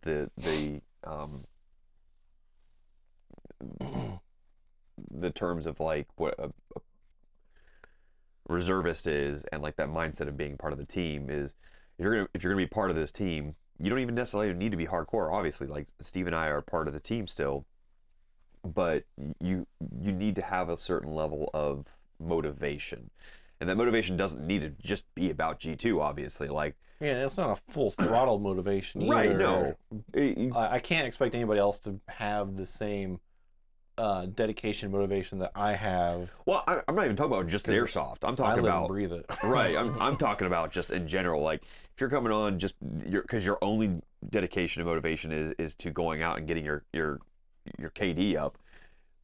Yeah. That's not going to fit in the team. And that's why a lot of people, some of the people that we've had as reservists don't make it. It's also a difference of personalities.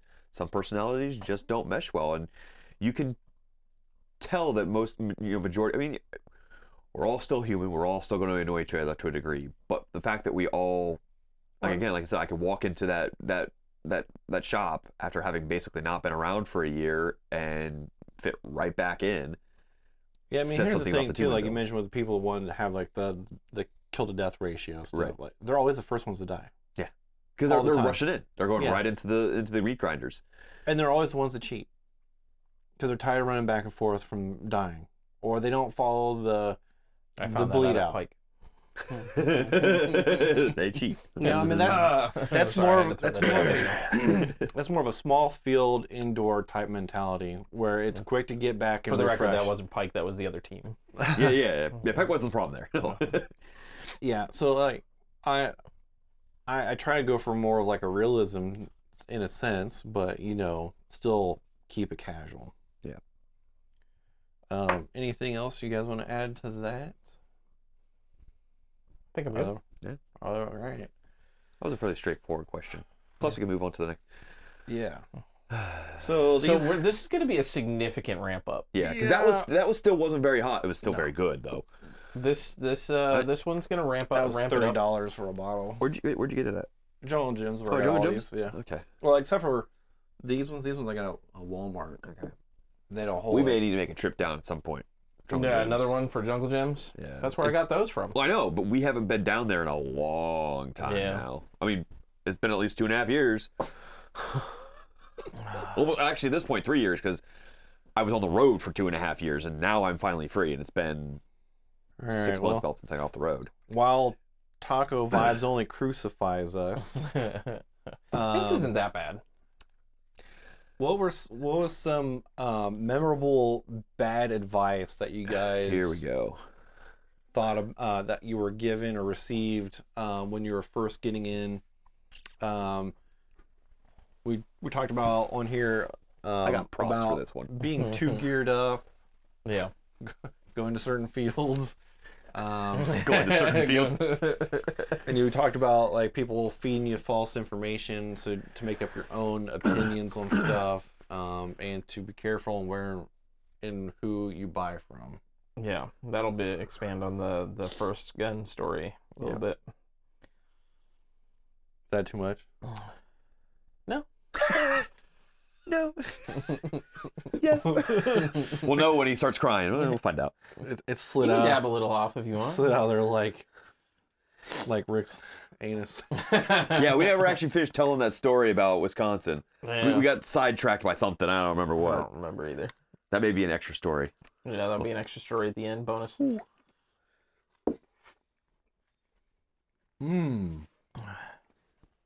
It's good.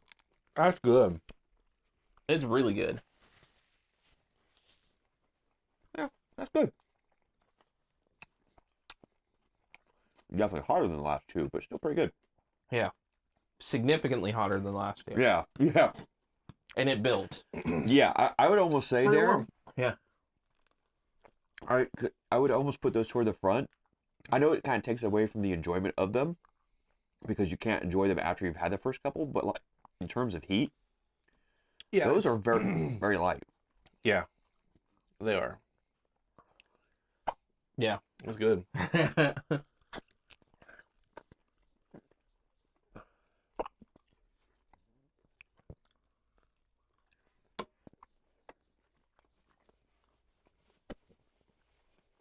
I think that's the quietest we've been the entire time. Maybe for a moment. Mouthful. And I have hiccups. It gave now. you the hiccups. Yeah, it did. That's weird because these never did. It has been a while though. This is how this starts. That's how that started the last time. I never had hiccups. I don't remember hiccups. For the Buging story, yes, you did. I don't remember that. And that's how it started. So Taco Vibes only. It is pretty warm, Yeah. but that actually really tastes good. It's, yeah, all three of these taste good, in my opinion. All right. So am I starting or are you starting? Who started the last time? That heat I feel like- scrambled my brain. I feel like I did. Yeah. Okay. Worst advice. So, I mean, I guess we talked about it a little bit in the beginning. You know, I had come into it with some experience with airsoft. Rick had paintball, so similar enough. We watched a bunch of YouTubers and stuff like that. Things like Negative Airsoft and his teardowns of and repairs of guns and seeing kind of what went wrong with some Yeah. of them. Yeah, he's a Um, big tech tuber. tuber. Yeah. Yeah. Still make videos. Yeah. Yeah. Yeah. And you know, just kind of ran down through the gambit. And like, I guess some of the worst advice probably was my fault to begin with, if we're being honest. Because even some of those YouTube videos talked about not really needing to like get too much gear. Yeah. And gear bloat. So we're like, okay, well, we'll just get this, right? And get started. And so we got, you know, vest, and That's actually majority of his original gear. that is my original gear. Yeah, I've added a few things to it, but I've pretty much stayed with it. The things that I've taken away, are things like the helmet. Honestly, that was good when we were in like Dayton Battleground, and there was a lot of like Well, I-70 was. and Yeah. God, I-70. There was a lot of head trauma, potential head trauma issues there. Yeah. So where there was a lot of I just wear a ball. I just wear a ball cap anymore. yeah, Right, yeah, and that's I went to that's what this, I yeah. that's what I did as well, as I went to the ball cap. But in the beginning, when we were first getting our footing, playing it somewhere that has a lot of hazards like I-70, Dayton Battleground being a lot of concrete, The long concrete. made it something worth doing. Honestly, though, it got the most use at Dayton's Battleground before they cleared that brush line along the tracks. Yeah. Where I just put my head straight down We and talked about forced this my earlier. way Yeah. through. Just bulldoze our way in, make our own trail. Yeah. You know, so it was really good for stuff like that, but honestly, overkill for most of the stuff we did. Yeah, I Um, mostly bought my helmet so I could put the GoPro on it. Yeah. And I He had a his GoPro, GoPro. and that was a mistake. Um, it I really did it. was. I did it because of the goggles that I'd gotten. We didn't really know things like the EOTech No, the ESSs. or the ES. Because I'm a glasses wearer, I wore goggles for the first while, and I actually got contacts mostly because of airsoft, so I could wear Yeah. ESSs. He had gotten some Oakleys on the trip down to Yeah, I Brushy. got those from Laddermilk as well. Yeah. Because we stopped in, because we were on the way down, we stopped at like every sporting goods store all the Trying way to down. look for a good pair of iPro. Look for good iPro, looking for bags, Yeah. which is one of my tips, by the way. We have the new ESS goggles where you can get the RX inserts and stuff for them Oh, yeah? at the field. Yeah. I might But- need because I mean, I know most of you guys we don't require gaskets anymore. I personally still think the gaskets are a good idea just because of how many times like I don't disagree. I've seen like on my old goggles, I managed to get BBs inside of them, like the full face ones. They'd find a way in somehow, but at least having that gasket slowed it down. But But yeah, so it was just like we bought a lot, and uh, you know, the the fact that I still use a lot of my first set of gear honestly means that we did pretty good. Yeah. But there was some bloat. Like one of the things that he actually he finds I like. is one of his best pieces of gear is actually one of the first ones that I got rid of. So like I had a drop leg holster for my pistol right off the bat. Let me see. I should have prepped this a little bit better. So this is the pouch. Well, he's talking about his drop. So I had a Drop leg holster and that pouch, one on either leg, right? Mm-hmm. Running around I love this thing. in I-70, even running around Dayton Battleground, like I would drop down and crawl a lot or get on my stomach a lot or whatever, and I found that stuff all kind of got in my way. Yep. I found that like one of the best pieces was the pistol that I had from Jump, right? And I found that rather than using my leg holster, I was actually just tucking it in the corner of my vest, something you would never do with a real firearm for sure. Yeah. But if you want a bullet in your stomach. right, but just because it, you know, it God, that's so wrinkly. just right in between I'm the sorry. arm. With talking about that, I saw this YouTube video today. This guy was doing a podcast and he reached in his pocket for some and fucking shot out of his pocket, ricocheted off the ground, hit somebody. Oh my God. And then the host was like, "Who shot their gun? Who got hit?" I was like, as calm as could be, but the guy that shot it, he was like, Yeah. I was like, "Oh my God." So like I found keeping all of the stuff like in my chest rig, right? One of the things that I did was I put my speed loader in one of my mag pouches. And when you're not at a Milsim event and you can carry your speed loader on you, that with having 2 double pouches for mags, like that's more than enough for a field. So like I was carrying the leg pouch and I had like 12 mags Oh my God. altogether of the mid caps. Oh yeah, no, I because would go we in bought enough with the idea that eventually we were going to go to one of these big events. and wanted to be able to not have to worry about ammo. And I would And- carry onto I-70. Yeah. I would have like 15 plus Yeah. mags on me. But the Yeah. plus thing is like I would load up before. Now like, these the are night 150 before. caps, the mid Yeah, caps. these aren't your the ones 250 that- EPMs. yeah, right. I wouldn't So need as many if I they had those. didn't have those. Yeah, but back still, in our day. like 15 mags. Yeah, well, Yeah. I would load up before I even went to I-70 in the morning. I thought you were like in a Milsim. I thought there was a cap on how many mags There- you could bring. there There was. was, and yeah, But like you just half the time I wouldn't even. But he have- was taking well, them for I-70, and I'm like, why? Well, so like when I take but this there to were our times events, where he would just sit there, like I would get hunkered in- at a point, and I just would go through them. blow through his Yeah. rounds. I would just be holding a spot, just defending There's against. a reason why nobody could get us in the chow hall. Okay, it Yeah, was just gotcha, because yeah. we had enough I had ammunition this between the chow two hall, of and us. yeah, it was full, and it wasn't by the time we were empty. Well, good luck doing that anymore because we got mag limits and stuff. So Yeah.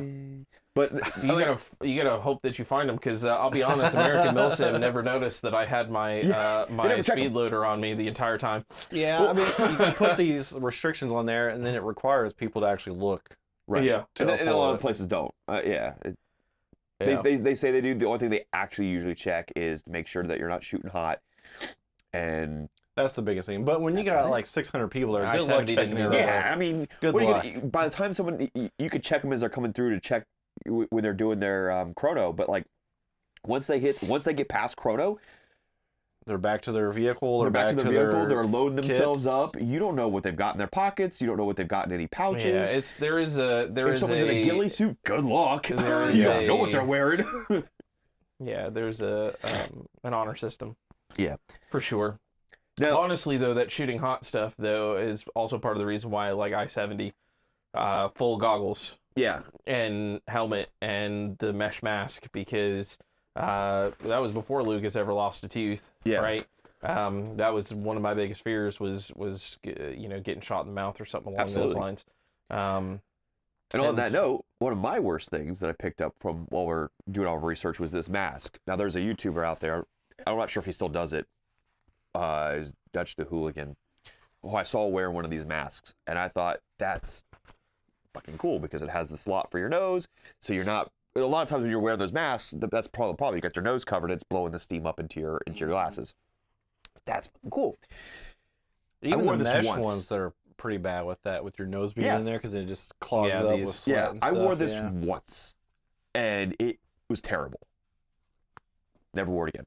What didn't you like about it? It didn't fit very well. It didn't actually do that good of a job. I was still fogging up. I'm not sure how. Well, I don't think that YouTuber has glasses, so it probably doesn't bother him. Well, I would assume that if you breathe through your mouth in there, it would still force. I think it's part of it is because there's all, because just I'm those perforated always holes. I'm allergic. I'm not say allergic to everything. I'm pretty allergic to everything though. But my sinuses are always clogged He's up. allergic to everything. I pretty Yeah. much am. I'm pretty sure Yeah. I'm allergic to my own sweat at times too. But like, because I can't breathe through my nose very well because I'm constantly congested, I breathe through my mouth quite a bit, especially when I'm running up and down a field. So like, if I'm constantly breathing through that thing, yeah, it just didn't work out. Versus what he's showing you here. Yeah, there was very little. I used to run one of those. Well, yeah. this was This actually. was the reason why Marmar couldn't tell us. Yeah. You're backwards there, my guy. Am I?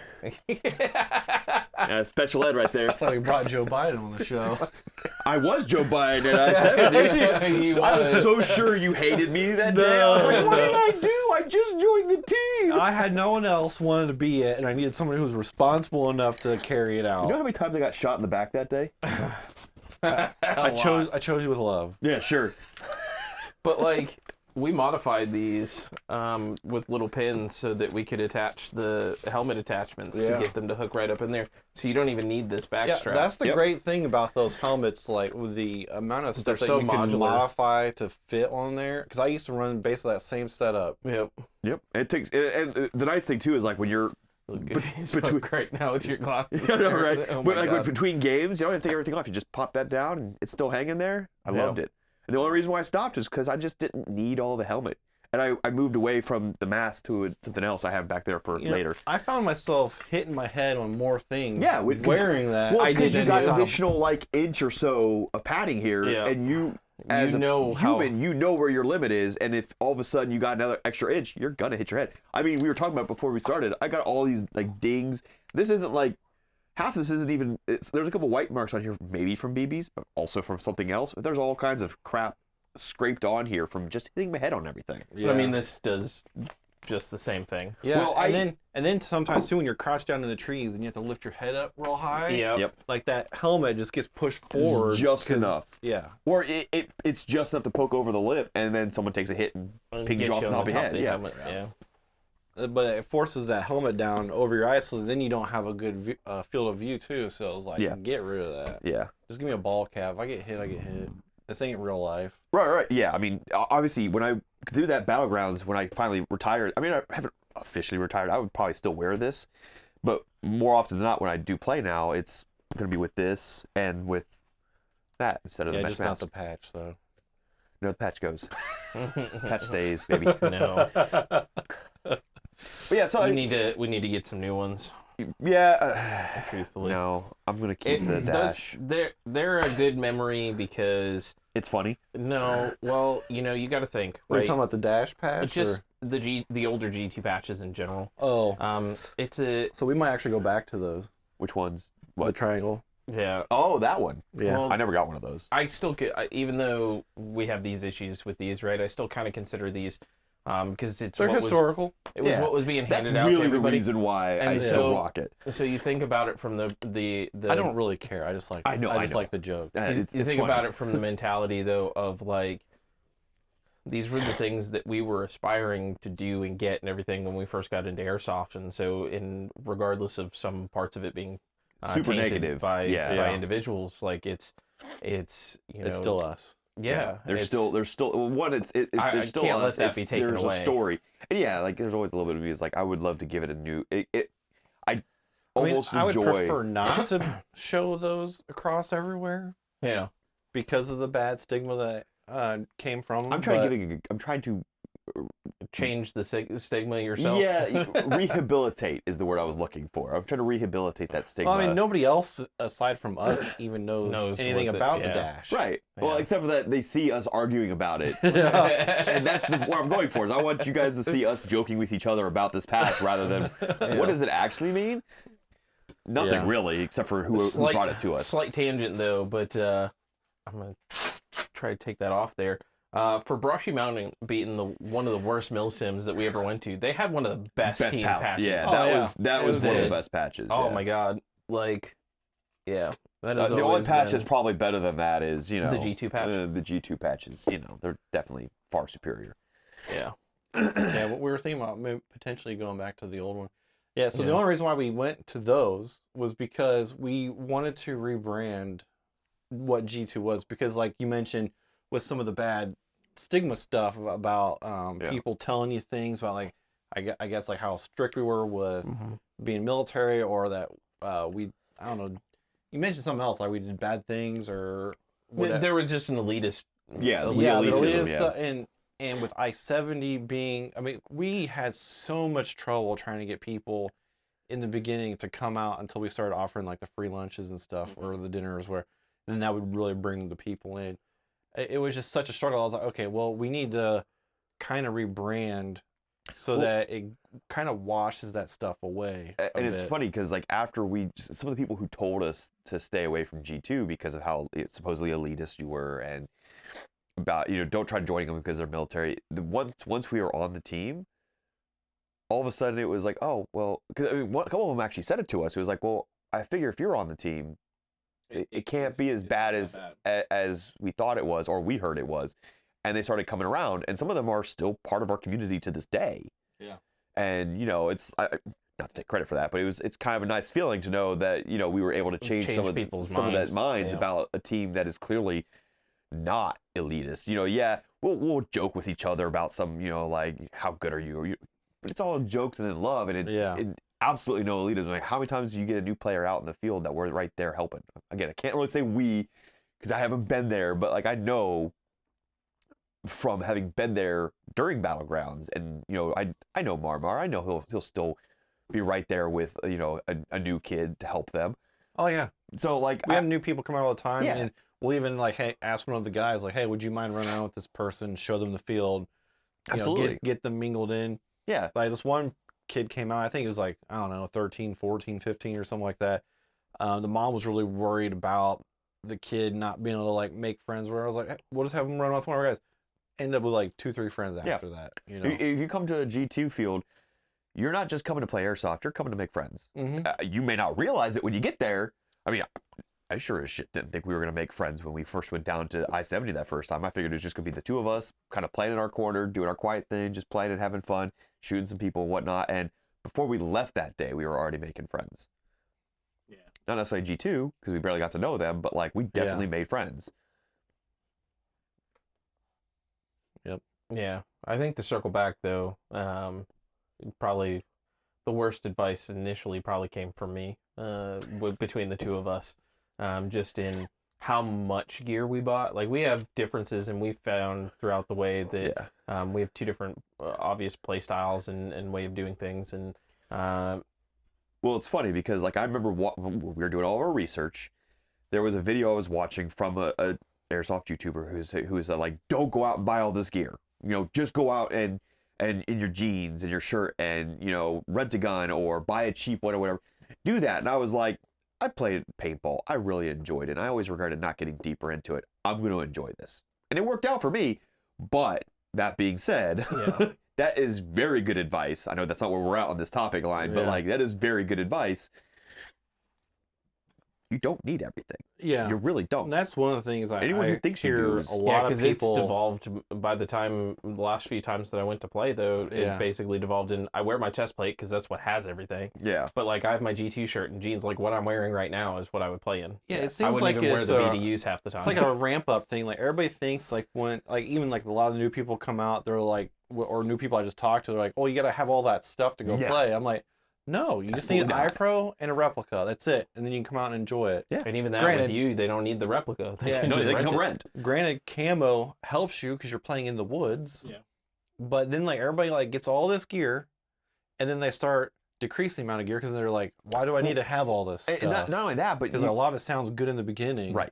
But then you're like, the usefulness of it is like so sparse. Well, not only that, but you see like some teams like I'm not sure what I don't know any team names off the top of my head, but I know there's groups of people that will come and play, and sometimes they'll just do a flannel day where they're all wearing the same flannel or some sort of flannel together. Yeah. And it's like they've been playing long enough they know that, and I wish that was a message you could get more out to people who are thinking about playing in the sport. Is like you literally could show up in whatever, and as long as you didn't look awkward and you came with a halfway decent looking gun, people would never realize it was your first time playing. Like obviously when we showed up, people thought it wasn't our first time playing, but that's because we were almost too geared. Like we looked like we were going to a mill sim. Which see, that's should've where I been a hint, think a lot of actually. the stuff comes from. Really should have been. Is that a lot of people think that they have to be at the level of a milsim, and they see all these people wearing all this gear. That's for milsim stuff where you're going out for 2-3 days, you know, and you need to have that stuff with you to carry extra food or whatever, water. 15 and stuff. mags. 15 mags. But for an open play, I always carry the 15 mags. you can walk back to your car, you can walk back Sometimes up top, it's tools. whatever, you know, on the daily, on the Right, hour. yeah. So you don't need to have all that. Sometimes Anything it's- else to add to sometimes the it's bad cookie advice? It wasn't cookie bars. It was Cliff bars. Yeah, same thing. I had like 3 of them in here. They're gone. But Anything else to add to the bad advice? not really on the bad That's advice, no. The bad advice is not play. Anyone who says to not play airsoft, that's bad advice. That's the worst That's advice. the worst advice ever. Because I tell you what, like, when I got back from Iraq, I always thought everybody was a pile of shit because, like, they didn't meet my level of expectations. Because you from were when I used got to being back. in, and being shot Yeah. at by real bullets. Yeah, where we had to do things, like I mentioned in the last video, like, we had to do things that depended on our survival. Yeah. And meeting the people in the airsoft really just kind of changed that around for me because It's frustrating. Like when we went to Georgia, we were playing as a team, and I remember you and I dying for it. We were gonna charge into a building, and I was trying to get people to go with us, and nobody was afraid. It was wanted to come around a corner because they were afraid of getting hit. I'm like, it's just plastic. yeah, it's a Worst beauty. case scenario, you're taking a hike back to the respawn. Yeah. Just go and enjoy Or the you get game. buddied by someone who survived.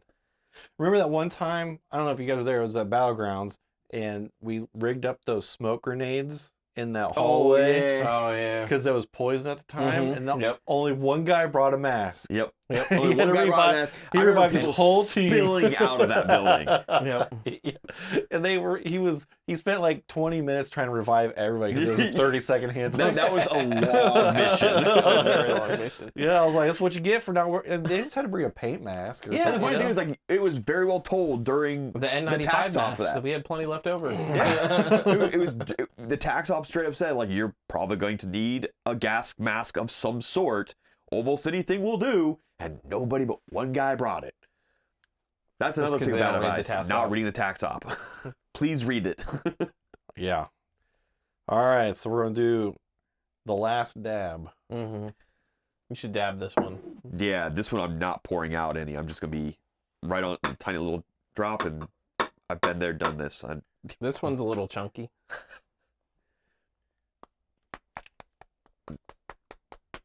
You gotta Spank the baby. beat it out a little.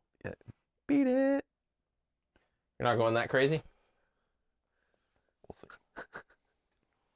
What? There's ground up peppers in there. So we'll go over what was like your top 2 pieces of gear that you liked. If you had to go out, I mean, aside from the gun No. Gear. and your iPro, Yep. what are the 2 main things you couldn't do without? Or wouldn't want to do It's without? your I turn. started the last one. Did you? Yeah. I don't remember that. Yeah. Okay, well, outside of my gun. You should do your hot sauce first. Oh, yeah. Sorry. Oh man, I can smell the heat. This is not going to be enjoyable. And I think that's more than a dab. Yeah, it's a little bit more than a dab. Yeah, I just smeared it in there like an idiot. Yeah, me too. I should know better. This is not the first time you've done this to me. All right, we're going all in. It sneaks. Just FYI. And it ramps. It's not initially. Give it a little bit. Yeah, like I'm not going to be finishing that wing. That's done. Okay. It's not terrible. It's got good flavor, but this heat is It going to tastes kill great. me. My 2 items, before I lose all No. ability to speak, is actually my bag. I know they're making fun of me for carrying all the bags, but I don't just carry bags in here. Like when I go to a Milsim event, I have my tools in there. In fact, like obviously I had my dead rag before it fell. Well, my old G2 dead rag. I used to have a whole bunch of Allen keys in here. I'd have occasionally like, what? Getting you? I can feel it ramping up. Oh yeah, it's bad. It does taste good though. I've taken basically everything out of here because I haven't been playing, so I haven't had the chance to really reload Arrow back up. But this thing was one of, like, I would always have kind of stuff in there: food, extra BBs, obviously mags, tools, CO2 cartridges for the pistol. All kinds of things would be in this bag. So I know Steve said that he doesn't like his because it would get in his way. I just learned to kind of lean more toward the opposite side so it wasn't as much in the way. I was Mark. That sounded like a jab a little. It was.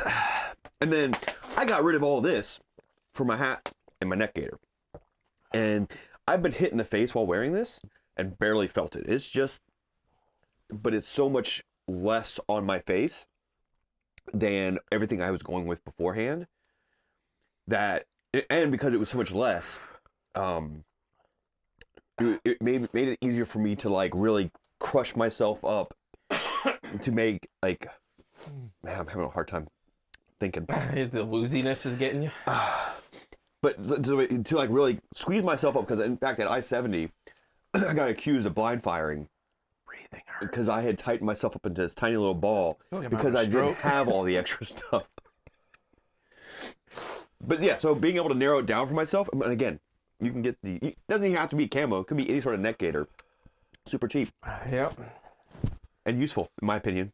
And there's definitely other pieces of gear, but top 2, outside of my gun, definitely it. Watch your eyes. Yeah, don't touch your eyes or your pee-pee.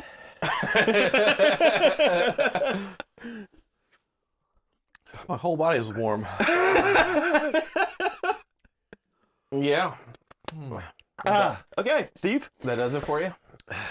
I mean, I could go on. There's I'm other sorry, things. I wasn't paying attention. I know you were. Can you repeat that? So my bag, obviously, like I said, had all my tools in it, my extra BBs, I'll rewatch this when I go Yeah. to edit it. and then the neck gaiter, like I said, because it simplified my whole facial protection gear. Obviously, I have other things. Obviously, switching from goggles to the ESSs was a big thing. I know you guys also are using the new dead rags. That's kind of nice. You can just pull them. That's great. I would love to have one. I haven't had a chance to get one. I wouldn't be able to lose it like I lost multiple of these. God, it's still burning. I mean, my kit hasn't changed really that much. I did change chest rigs, just to a different style of chest rig, same kind of thing. But pretty much everything on it stayed the same outside of my bag. I do want to say that I forgot to mention something. I do want to say there was something I forgot to mention in the worst pieces of gear to get. Worst advice. This is the cooling one. I'm kind of. Anybody learn a lesson from me. Do not, if you're going to bring a backpack, it better just be for your gear to leave off the field. Do not run around the field while wearing it. I've made that mistake many, many times. I know I'm kind of going back to the previous question, but I forgot to mention it. And yeah, don't do this. This was dumb. This is, Yeah, you don't Yeah. run around with that. yeah, I was running around with that. I almost gave myself heat stroke at I-70 one day because I was running around with that and all my gear on. It was like 100 degrees that day. That was when I was still wearing this and the face mask and all kinds of stuff. And bad idea. Good idea. Get like my Molly backpack. That's Best thing to do is to get a tote that you can lock up. Yeah. Leave all Yeah. your crap in there. Use that for like bottles of water, your extra again taking it to the mags, or- field, yeah. but not running with it. I made the I mean, mistake you can of run running with that if like you got a camelback in there or extra bottles of water. I didn't have a or some- camelback. I did, but I mean, Depends on what it is. If it's just like an open play where there's I was doing it open half place. hour to an hour sessions or whatever play, probably don't even really need that, because you're only gonna be out there for so long. No, but- absolutely, and I was. That's what I'm saying. Bad advice. We're going back to that one on that just because I forgot to mention. I really wanted to. It was definitely bad advice on that. Don't do that. That was dumb. No. I didn't get any on my hands. It's all good. I didn't say anything about you getting it on your hands. Are you okay over there? Oh, I thought you were talking about me wiping my eye. No. I was talking about the bag still. Sorry. Are you losing it? Are you okay? My body stopped feeling like it's on fire, but All right, Steve, it's your turn. yeah, Steve. Now that you had a chance to, Now that my mouth is no longer I can't wait for you to do this inferno. last one. It has So to answer this the first is- question. This is pretty heavy, but my chest rig was honestly the best thing, just because. I think I have the similar chest rig to this. Yeah. I like it, especially in the wintertime, because it can help keep you warmer. Yeah, so it keeps you warmer. It's definitely not the greatest thing in the world for the summertime, but honestly, I don't feel like it breathes all that badly in the summertime. I have the same thing basically, but multicam. I still have it. Yeah. I like the way the other one kind of clipped off faster than that one. That one was like This extra one, work. It felt like to get it it takes off. a little bit of work to get in and out of, but the coverage, the protection, and just the amount of stuff that I put on it. I got my Camelback built into the backpack that I've mollied onto the back. It carries all the magazines and stuff that I have. I have, my magazine pouch for my pistol. Also doubles as a dead rag pocket if I need it to. For a snack bar. You gonna throw up? Nope. Oh please, I please, just please coughed. let it be you this time. No, it's not gonna be me this time. That was a cough. It sounded pretty wet. It was a little wet. Able to keep the this is the map from Georgia Enjoy, yeah. that I keep He still has in it there 2 years later. Yeah. So that along with honestly a good first aid kit. Yeah. There's been a number of times throughout our time playing where there's just been minor stuff, things where band-aids are needed or there cuts was- happen, bee stings. Well, there was an incident at I-70 where we were glad we were wearing Yeah. helmets because someone like almost brained themselves on that trailer, and Yep. like if you didn't have a first aid kit in it, that he'd actually hit himself. Like he was really close. Yeah, we busted out the first aid kit and got him back to the office and all that sort of stuff. Yeah, first aid kit is definitely a good thing to have for sure. So those were probably the two best pieces of gear. I know the chest rig is kind of all encompassing, so there's a lot of stuff that goes into that. How you do it, how you set it up, so on and so forth. And everyone's different on that. Again, you don't need to have one either. But again, you don't. But even if you just that chest rig, so specifically, that was actually a pretty cheap. is $60. Yeah, I was like, because again, we both got basically the same one. His is tan, mine's multicam. Yeah. They weren't expensive. So, even if you do that, a t-shirt and jeans, you're dressing like most of the special forces out there anyways. Yeah, right? you're looking. If you really want to fairly go down that operator. route, Yeah. Call of Duty things, whatever nonsense, it's just a good tool to have to be able to kind of have everything right there. Like that mag pouch that I have my speed loader in. A lot of the times, because I don't carry it typically during a game, I'll actually have my walkie in that pouch, just so that I'm not, because when we started, we had a pouch on the back, and we were constantly having to pain in the help ass. each other do that and all that sort of stuff. Such a pain. And I didn't want to buy an extra a specific walkie pouch to mount on the front, so I just used one of my double mag pouches to, it's all modular. It's what you use it for. Well, and that's kind of one of the things on like in terms of best gear, but also best advice. We didn't just get our stuff off of Amazon or whatever. We also went to a lot of surplus stores. Yep. We actually kind of went on some adventures for some of these surplus Yeah, stores. we One did. of them was in Indiana. Yep. I think that's actually where I got my backpack, was the one in Yeah. Indiana. Oh, wow, all in Indiana. This was before we went out and played. We were just kind of searching for stuff to do on the days off, and we were collecting gear to be able to go play and stuff. And so we were like, oh, let's check out this one this day, and we'll check out this one another day. And like if we traveled somewhere, we would check if we found something, we'd check it out. Or like we go to like some of the big thrift malls or whatever. Sometimes we'd find stuff there. Yeah. Like it's crazy some of the places that you can find. Again, you don't need to go to play airsoft, especially at G2. You don't need to No. to show up with that most. You don't need the newest gear. you don't need a Crytek. You don't need any HPA. You don't need all. Yeah, we mentioned in the last You just episode. We mentioned in the last episode. Actually, The Crytek does help though. Shut up. actually, recommending that people actually HPA rent dudes. that people rent their guns and stuff, so they can figure out Yeah, like, what kind of play style exactly. they like, and then going forth and buying a replica. So Yeah. I think does that go into the last one, or is that part of this one? That's the next one is your opinion on G2's path and like the Okay, so we already we touched can on talk the G2 about that family then. aspect. I wanted to elaborate on that point specifically as far as going to rent a gun, because when I first started playing Airsoft, I went and bought actually one of the ones that we use for our rentals, Yep. which so far, to my knowledge, you haven't had any issues with. We've only had 2 pistons go bad because Yeah. they have plastic teeth on them. Yeah. We just buy metal, which is tooth just ones the and replace- usual. There's the usual wear and tear Yeah. with those guns. Yeah. But the first one that I got, probably either a factory defect or one of the times that I was, running and jumping into somewhere or whatever, hitting that butts your motor in your pistol grip up into your gearbox, you can thrash a gearbox. Well, also, for Pretty the easily. first like month or so when we were playing in the basement, that was on a concrete floor. Yeah. So like anytime you may have accidentally dropped the replica, sorry, was potentially leading to that damage, and we Yeah. just never realized it until that first day we went out and played. And we played pretty hard all day. We did. We didn't miss Um, a single round. Like we didn't sit out anything. We played every single round, and it was the very From last open to round. close. Yeah, very last round of the day. His gearbox just.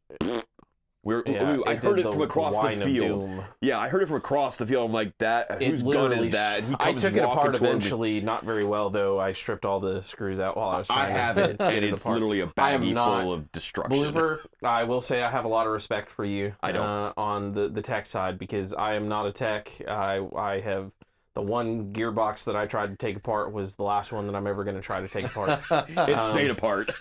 yeah. I have the baggie. Yeah. So like, what happened? Just like the teeth got wore out, or the gears break? No, or... something happened in there. Because, Definitely some broken because teeth. all Absolutely. like half the teeth on one of the gears broke, And they were and metal. it just went. Yeah. And So was it? So you got the motor that goes up in. It's got a concaved Yeah. gear set. Yeah, That was fine. that was fine. That gear that goes to that one was fine. It was the The flat- other two, Yeah. the other two flat ones. Yeah, I've and- seen that kind of comment on some. Like every time Aaron has to replace them, that's usually where they fail. Are Yeah, those. and I wondered if, because some, like, there was a little bit of wear on the beveled gear, but nothing like what was on the flat ones. But I had wondered if maybe, the motor got jammed up. Did you run the 11.1? No, No. and at that point we I were was still running- running the 8.4s. Yeah, I The was nickel still metals. running. No, the 8.4 nickel metals. Oh, I thought Not These. 9.6. 9.6. Yeah, sorry. Yeah, those. These were what we were running in it. Now we tied them to Dean's, but we hadn't done that yet. No, at yeah, this they were point. still on. They were This still on. didn't happen until my The Avalon. Tamiya's. Yeah, because normally like maybe you just got dirt in there or something. That's what caused Anything, it. But anything could have happened. Yeah. But the thing was we had gone, as far as like knowing where you also it could just been like pop metal or something too. You never know what they make them things out of. these For days. sure. Yeah, and it could Um, just been a specific one. it could have just been a 'Cause my- defect, right? Because I bought mine from the same place, at the same time. And he never had the and, problem. Yeah, you technically still have it in the trailer. Now, granted, it hasn't been gotten used in 2 years or so, but I never had a problem with it. Yeah, I mean, out of all of our ASLs, I don't think we've had a single gearbox go No, bad. and that's what I mean. Like I it's, think it was, Aaron mentioned something else. Maybe it was a gear yeah. or something that went bad. But I mean, it's we run ours out all the time. Right, so- but that's what I mean. We've used them. We've used those more in the first month of Battlegrounds than I did the entire time I owned this gun. So yeah. or this replica. So really knowing where you're getting your stuff from, because we had gotten them from Trader's World, Right. and they were under a year warranty. And when we were under a year when we went to go back there with mine being an issue, and And they were gone. They were gone. The booth was We gone. couldn't, The company we could was not gone. find them. Their Every- Facebook page was It was old. It was still it was there, still but it there, was but nobody completely was out- yeah, responding. no one was responding. Everything It was out of date. dead. I think we heard like a couple things about how they were gonna go somewhere or something like that, but they just never popped back up. They were gone. No. Just gone. So like Yeah. you know, that's the, like kind of the nice thing about the G2 field is like you can go there, one, try the gun first, try a gun out, and then you can get if you enjoy the sport, you don't have to go anywhere. And yeah, I know you could technically go online and do your research and whatnot. There is definitely a little bit of a sales pitch here, but like you can try the gun out right there. You can put it in your hands, and that was really what sold us on those guns when we first. Because the mental image I had of airsoft guns when we were first talking about it was going to be very cheap and plasticky because a lot of the original ones were. I mean, you can get them. Right, you can still get them. But then we went there and picked them up, and you know they're the new polymer. You know, uppers and lowers and metal, and well, ours were polymer. Yeah. But like they felt good in your hand, and it's a difference of that, of feeling it, of the feeling of the heft and the weight and everything, versus just looking at it on Amazon. You know, like being able to put it through, putting any of them through your paces before you buy it, is still going to be, in my opinion, especially now, better than just buying it and hoping for the best. Well, my biggest point on it generally was I definitely wouldn't have if G2 with the rentals and stuff like that was available when we first started playing. I mean, I definitely would have gone out and rented first and taken more time because it was such a spur. It was such a spur of the moment decision. Yeah. Technically, it was my decision. He backed me up, and because we were in it to win it at that point, it was like I was like, all right, I do enjoy the feel of this gun replica, and I do kind of want it. And you know, since he had been kind of started this whole trend, it was kind of like, all right, I'll get one too. I'm not gonna let you be the only one who's got one. Yeah. So it was definitely more of a spur of a moment for me, and a follow up on him. But we could have done a better job for sure. Yeah. In the last episode, I mentioned too, like if you think about it, it only costs you about $30 to rent one, versus spending anywhere from $200 to $500 to buy one. Right. And then having buyer's remorse and trying to sell that to someone else. Especially if you end up not liking the sport. Yeah. I mean, you really need that, to go or you just don't like the type of gun you're running. Right. Yeah. Maybe you're more of an AK guy after all. Yeah, or maybe you'd rather be a LMG, sniper. Or you want, we want a sniper, or you want an SMG. Yeah, there's to do more close obviously quarter so stuff. many different types of replicas out there that locking yourself into one because you ordered it off Amazon or any website. Or check out our hub.g2tac.com where we have the buy, sell, trade. Yeah. And buy. You might get one on discount. Yeah. One that may already be upgraded too. Instead of buying a brand new. I mean, and that's a free service that we provide. So Yeah. Absolutely. Not quite as loud as bloopers, but and it's not as funny because his was purely by accident. that was a little. it's gonna be accident when I shit myself. Real quick, because we're at like 3 hours and 15 Oh, minutes. Not all of that was record time for us, but the replicas you guys got that you like to run the most, you got them with you. Yeah. I finally have mine back. Thanks, blooper. My Wolverine MTW. It is obviously HPA. It's also full. Oh, that's an MTW in there? Yeah. Oh, yeah. The second, so I actually bought this off of Airborne Loudermilk. After he bought it down in Brushy Mountain at that event. Oh, I remember that. Yeah. Yeah. He spent a lot of money that day. Did, and then he turned And around and buyer's sold. remorse. Buyer's remorse.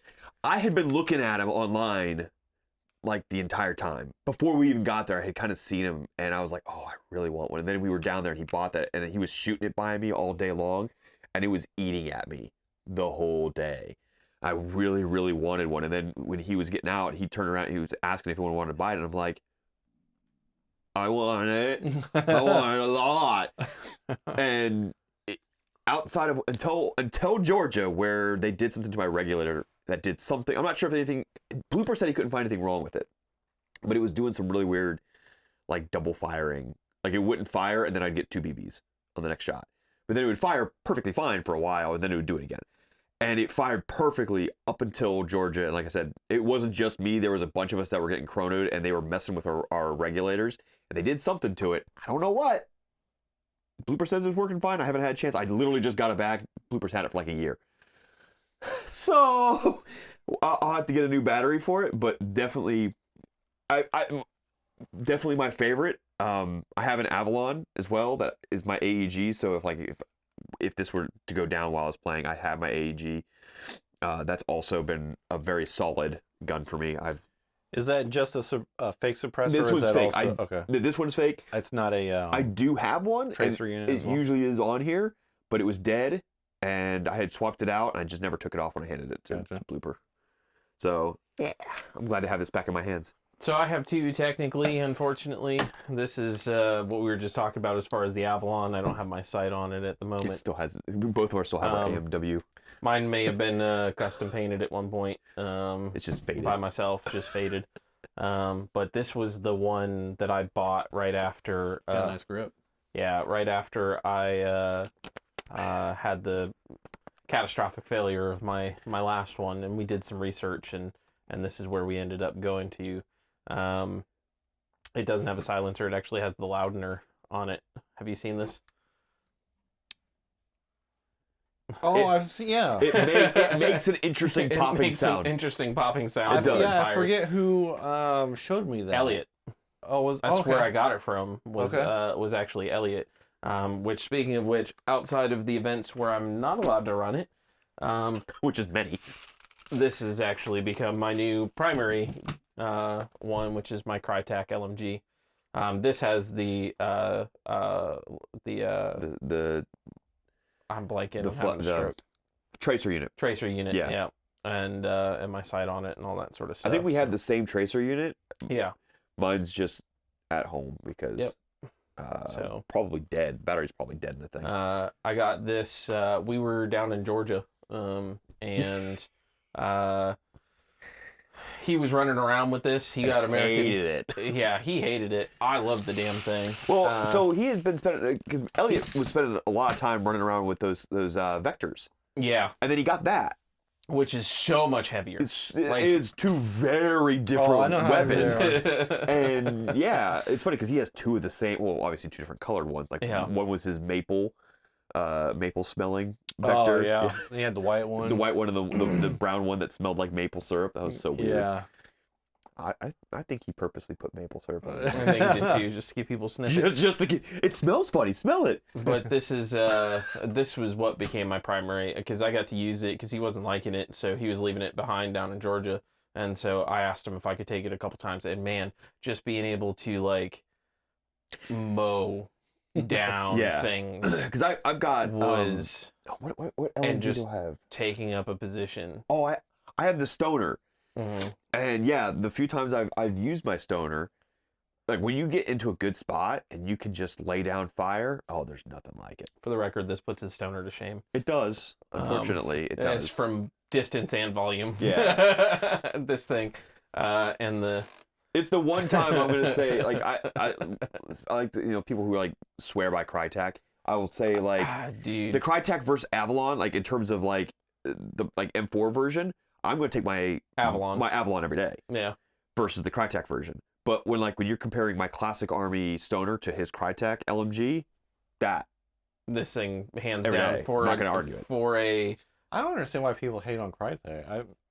I don't know either. It's I kind know of like it's that like- name I think brand. it's like the Apple issue. Yes, I that's think my so. point. That's my point. I know like Blooper hates Crytek because they have proprietary stuff inside the Mhm. gearbox, Again, I'm sure which it I makes it understand. the difficult to Apple work point. on. It's the same thing. Apple does all the proprietary stuff on it, so that you can't really work on them, and that's the same thing.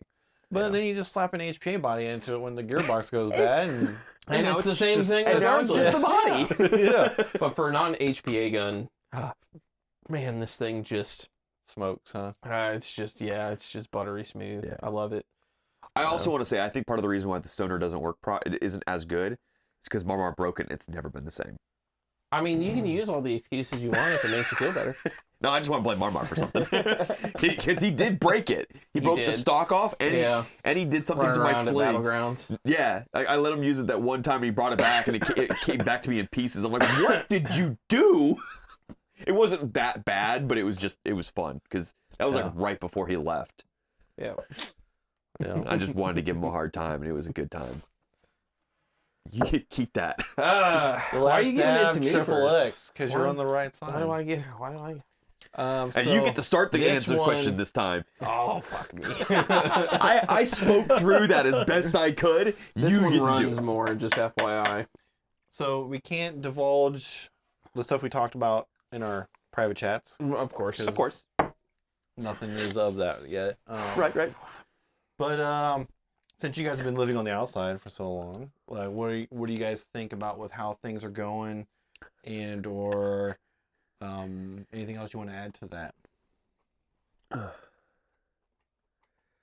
It shivers of fear of what's coming my way.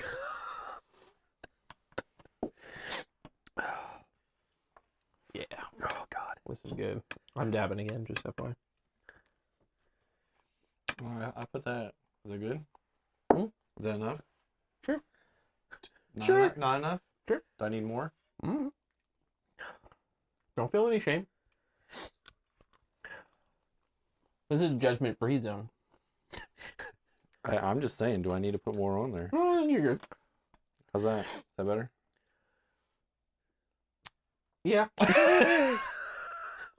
We're going for Should I go ahead and just call Angie now to bring you something Bring to put the your ice face cream. in? Yeah, Yeah, maybe we bring the should. ice cream.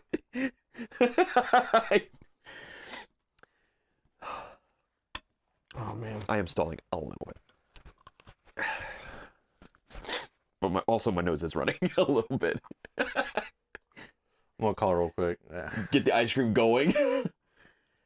I don't feel this one's Hey, as man. hot as the other one. Like it is. Would you Oh. mind bringing up the ice cream? Never mind. Thank you. Oh, All right. Bye. it's building. That one's sneakier than the last one. Well, that's good to know. I'm making a mess. Oh man. Yeah, and it's a slow builder. I can already feel it building, but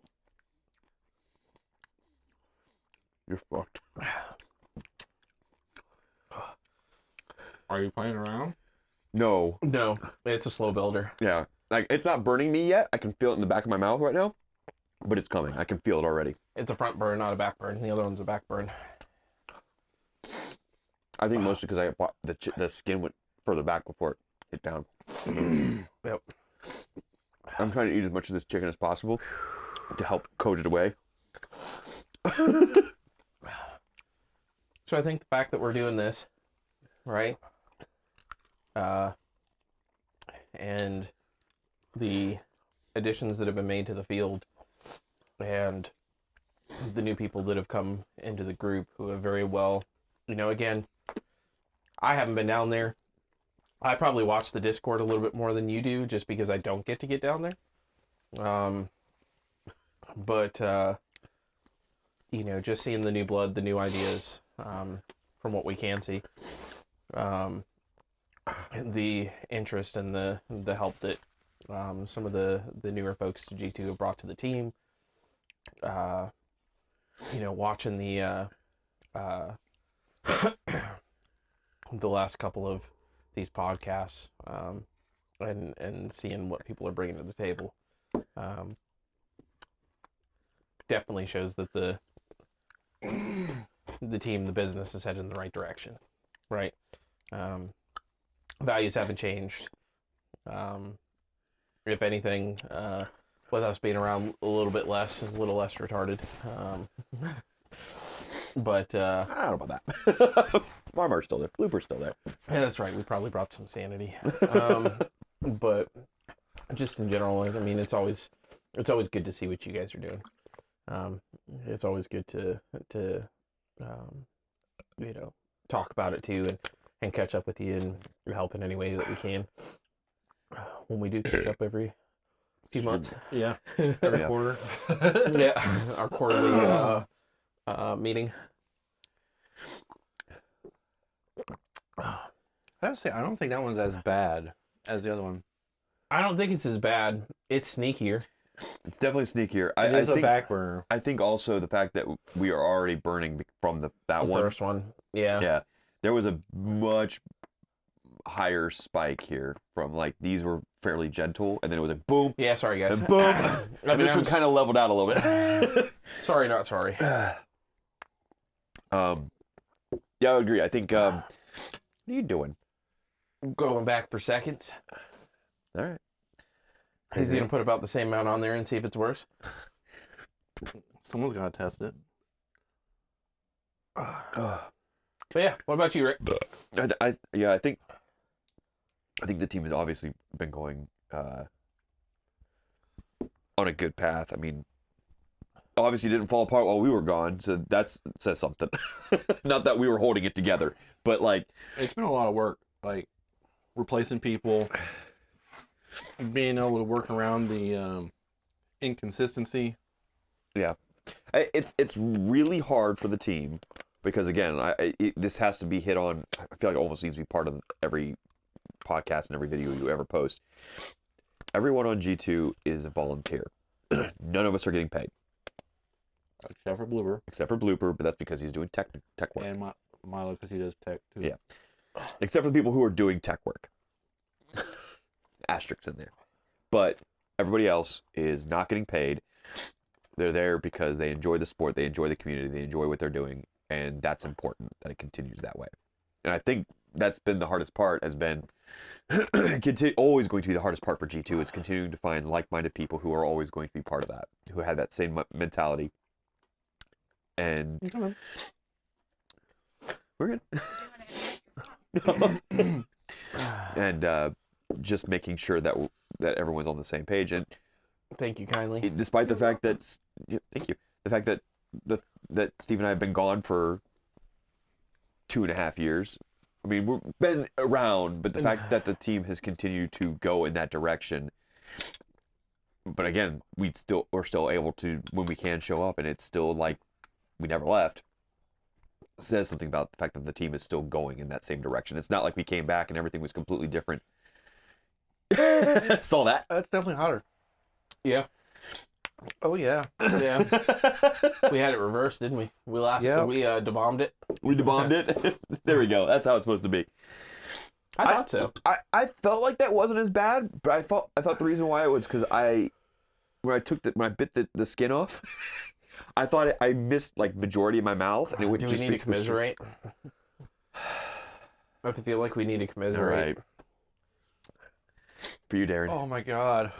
That was way too much. I'm not doing as much as he did. I'll do some more, but I'm not doing that much. Somehow I still haven't managed to I'm have breathing fire. Bro, is that worse or about the same as the Mad Dog? Well, I don't remember any times he did the Mad Dog ever being like this. That was a little bit worse. Yeah. Come here. Thank you, not sponsored hot sauce people. Heatnist. It sucks when you breathe. He sounds like he's on right now. I can't breathe. Why do we have to breathe? All right. Do you want to try the Mad Dog? You know, I'll give it a shot.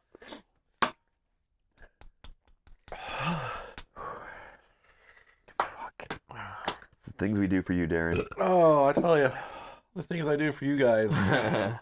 But yeah, so as I was saying, I feel like I don't need this, but I'm just going to eat it anyways. Yeah, sure. don't need it. Fuck it, I eat it. Hey, it's good though. Don't waste it. This is how I threw up. I waited until I was done burning and then drank all that milk. So don't just down that once you're done. I'm gonna have to drink this milk still. Fortunately, this is lactose. I'll call her up.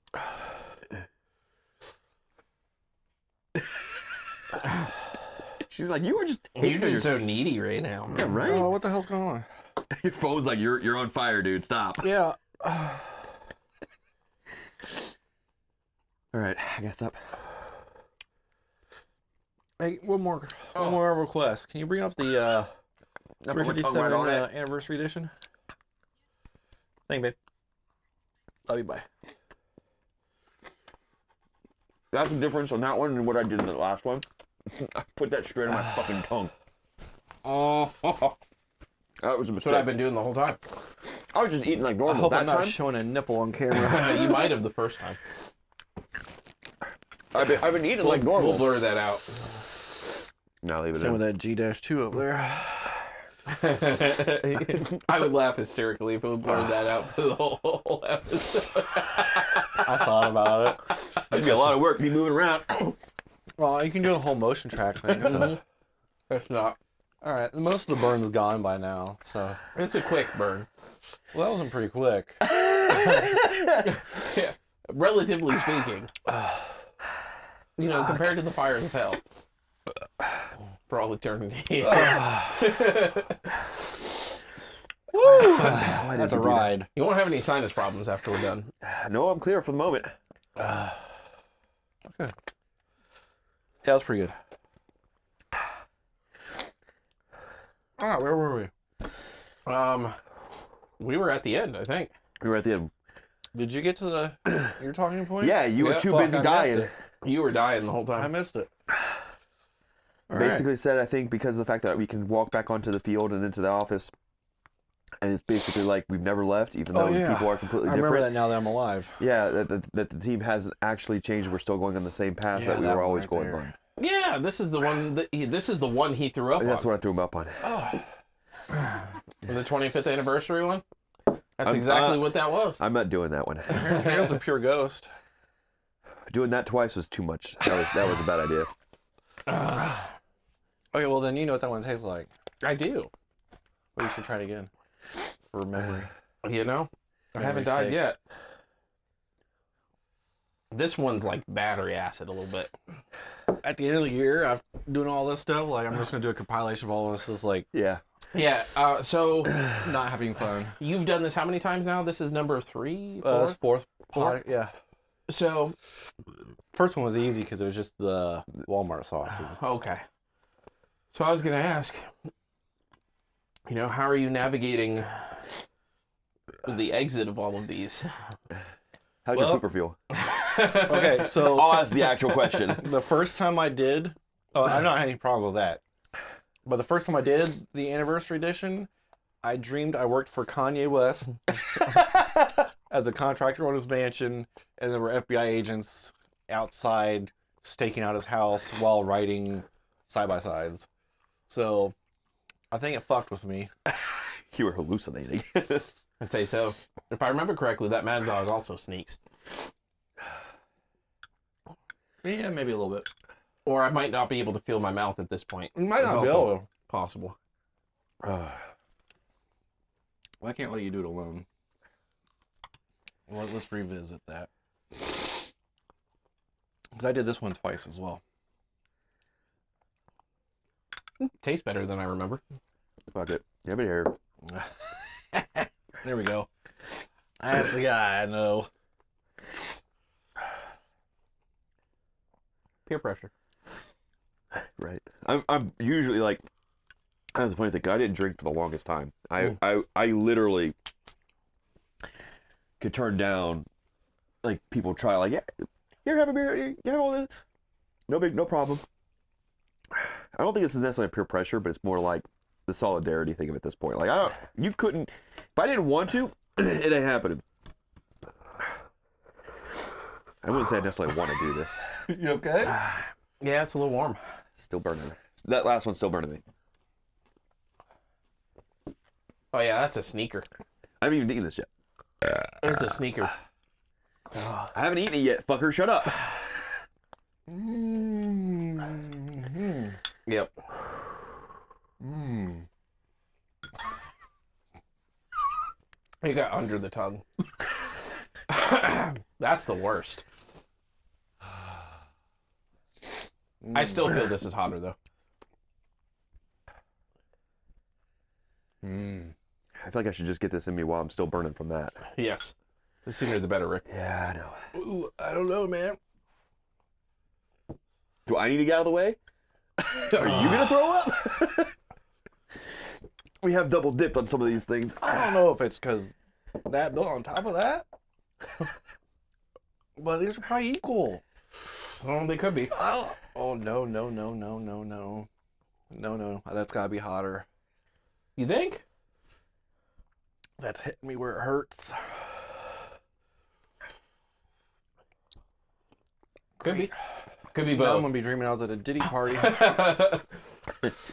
Can you We're mention gonna that have on one of YouTube right those now? after this. Fuck. To me, that's hotter. I don't know. Mm. Yeah, that's got more of a sting. Fuck it. Maybe. That's a burn. That's a sting. I'd say that. I would agree with that. I think it's about equal. Oh my I god. think that on top of that, though, is not a nice mixture. No. It's not. That's stupid. Yeah.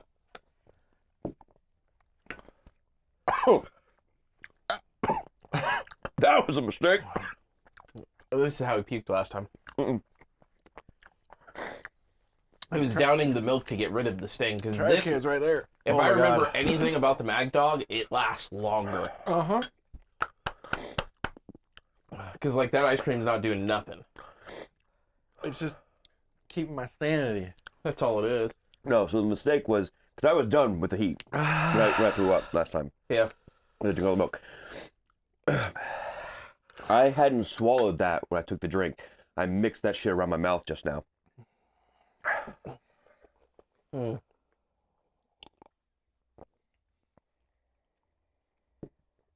Yep, nope.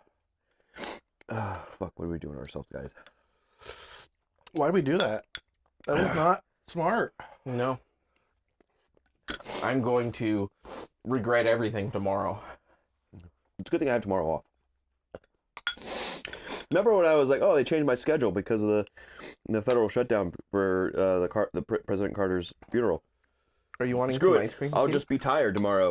We'll just do this anyways. Before we rescheduled, I would have gone in fucking miserable. Oh, Darren, I appreciate you having us here. Yeah. While we're dying. Ah, It's always good to see you guys, even if this is even if we have to endure torture. Oh my god. literal. Yeah. Bad. Yeah. I think you should stick with my sauces. They're nicer.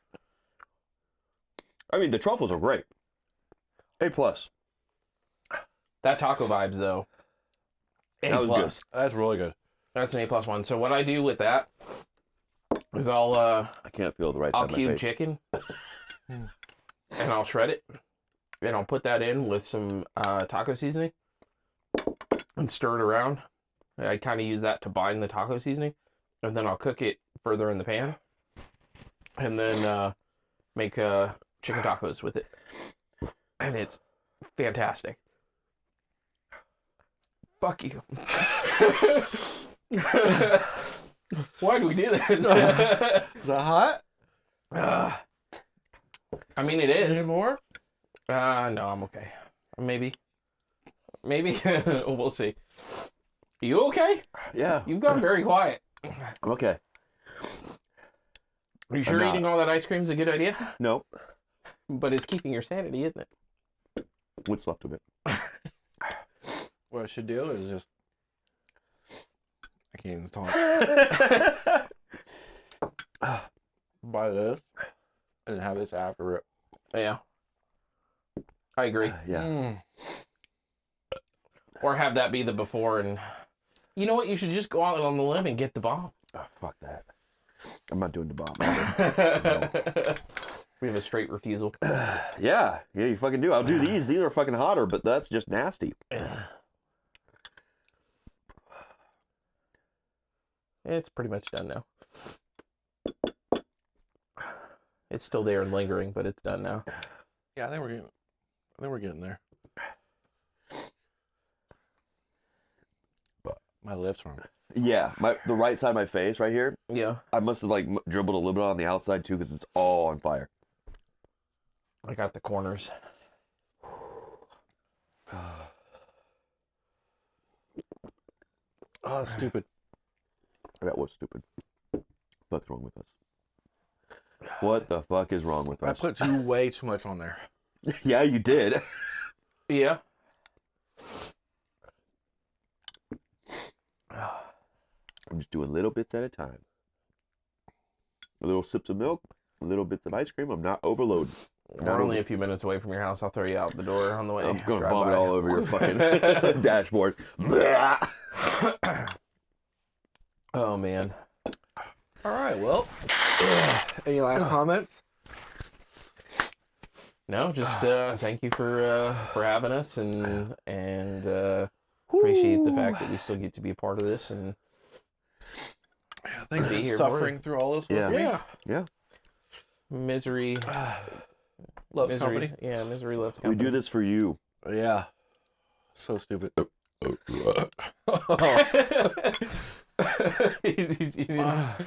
good. That should be the thumbnail. Both of us holding up the bucket. I'll clip that. Oh man. Oh. All right. With that said, then, we're gonna try to recover from all this, and If you don't see me at the next field, it's probably because of this. Yep, he may have died. yeah, you may have died. See you guys. Fuck this.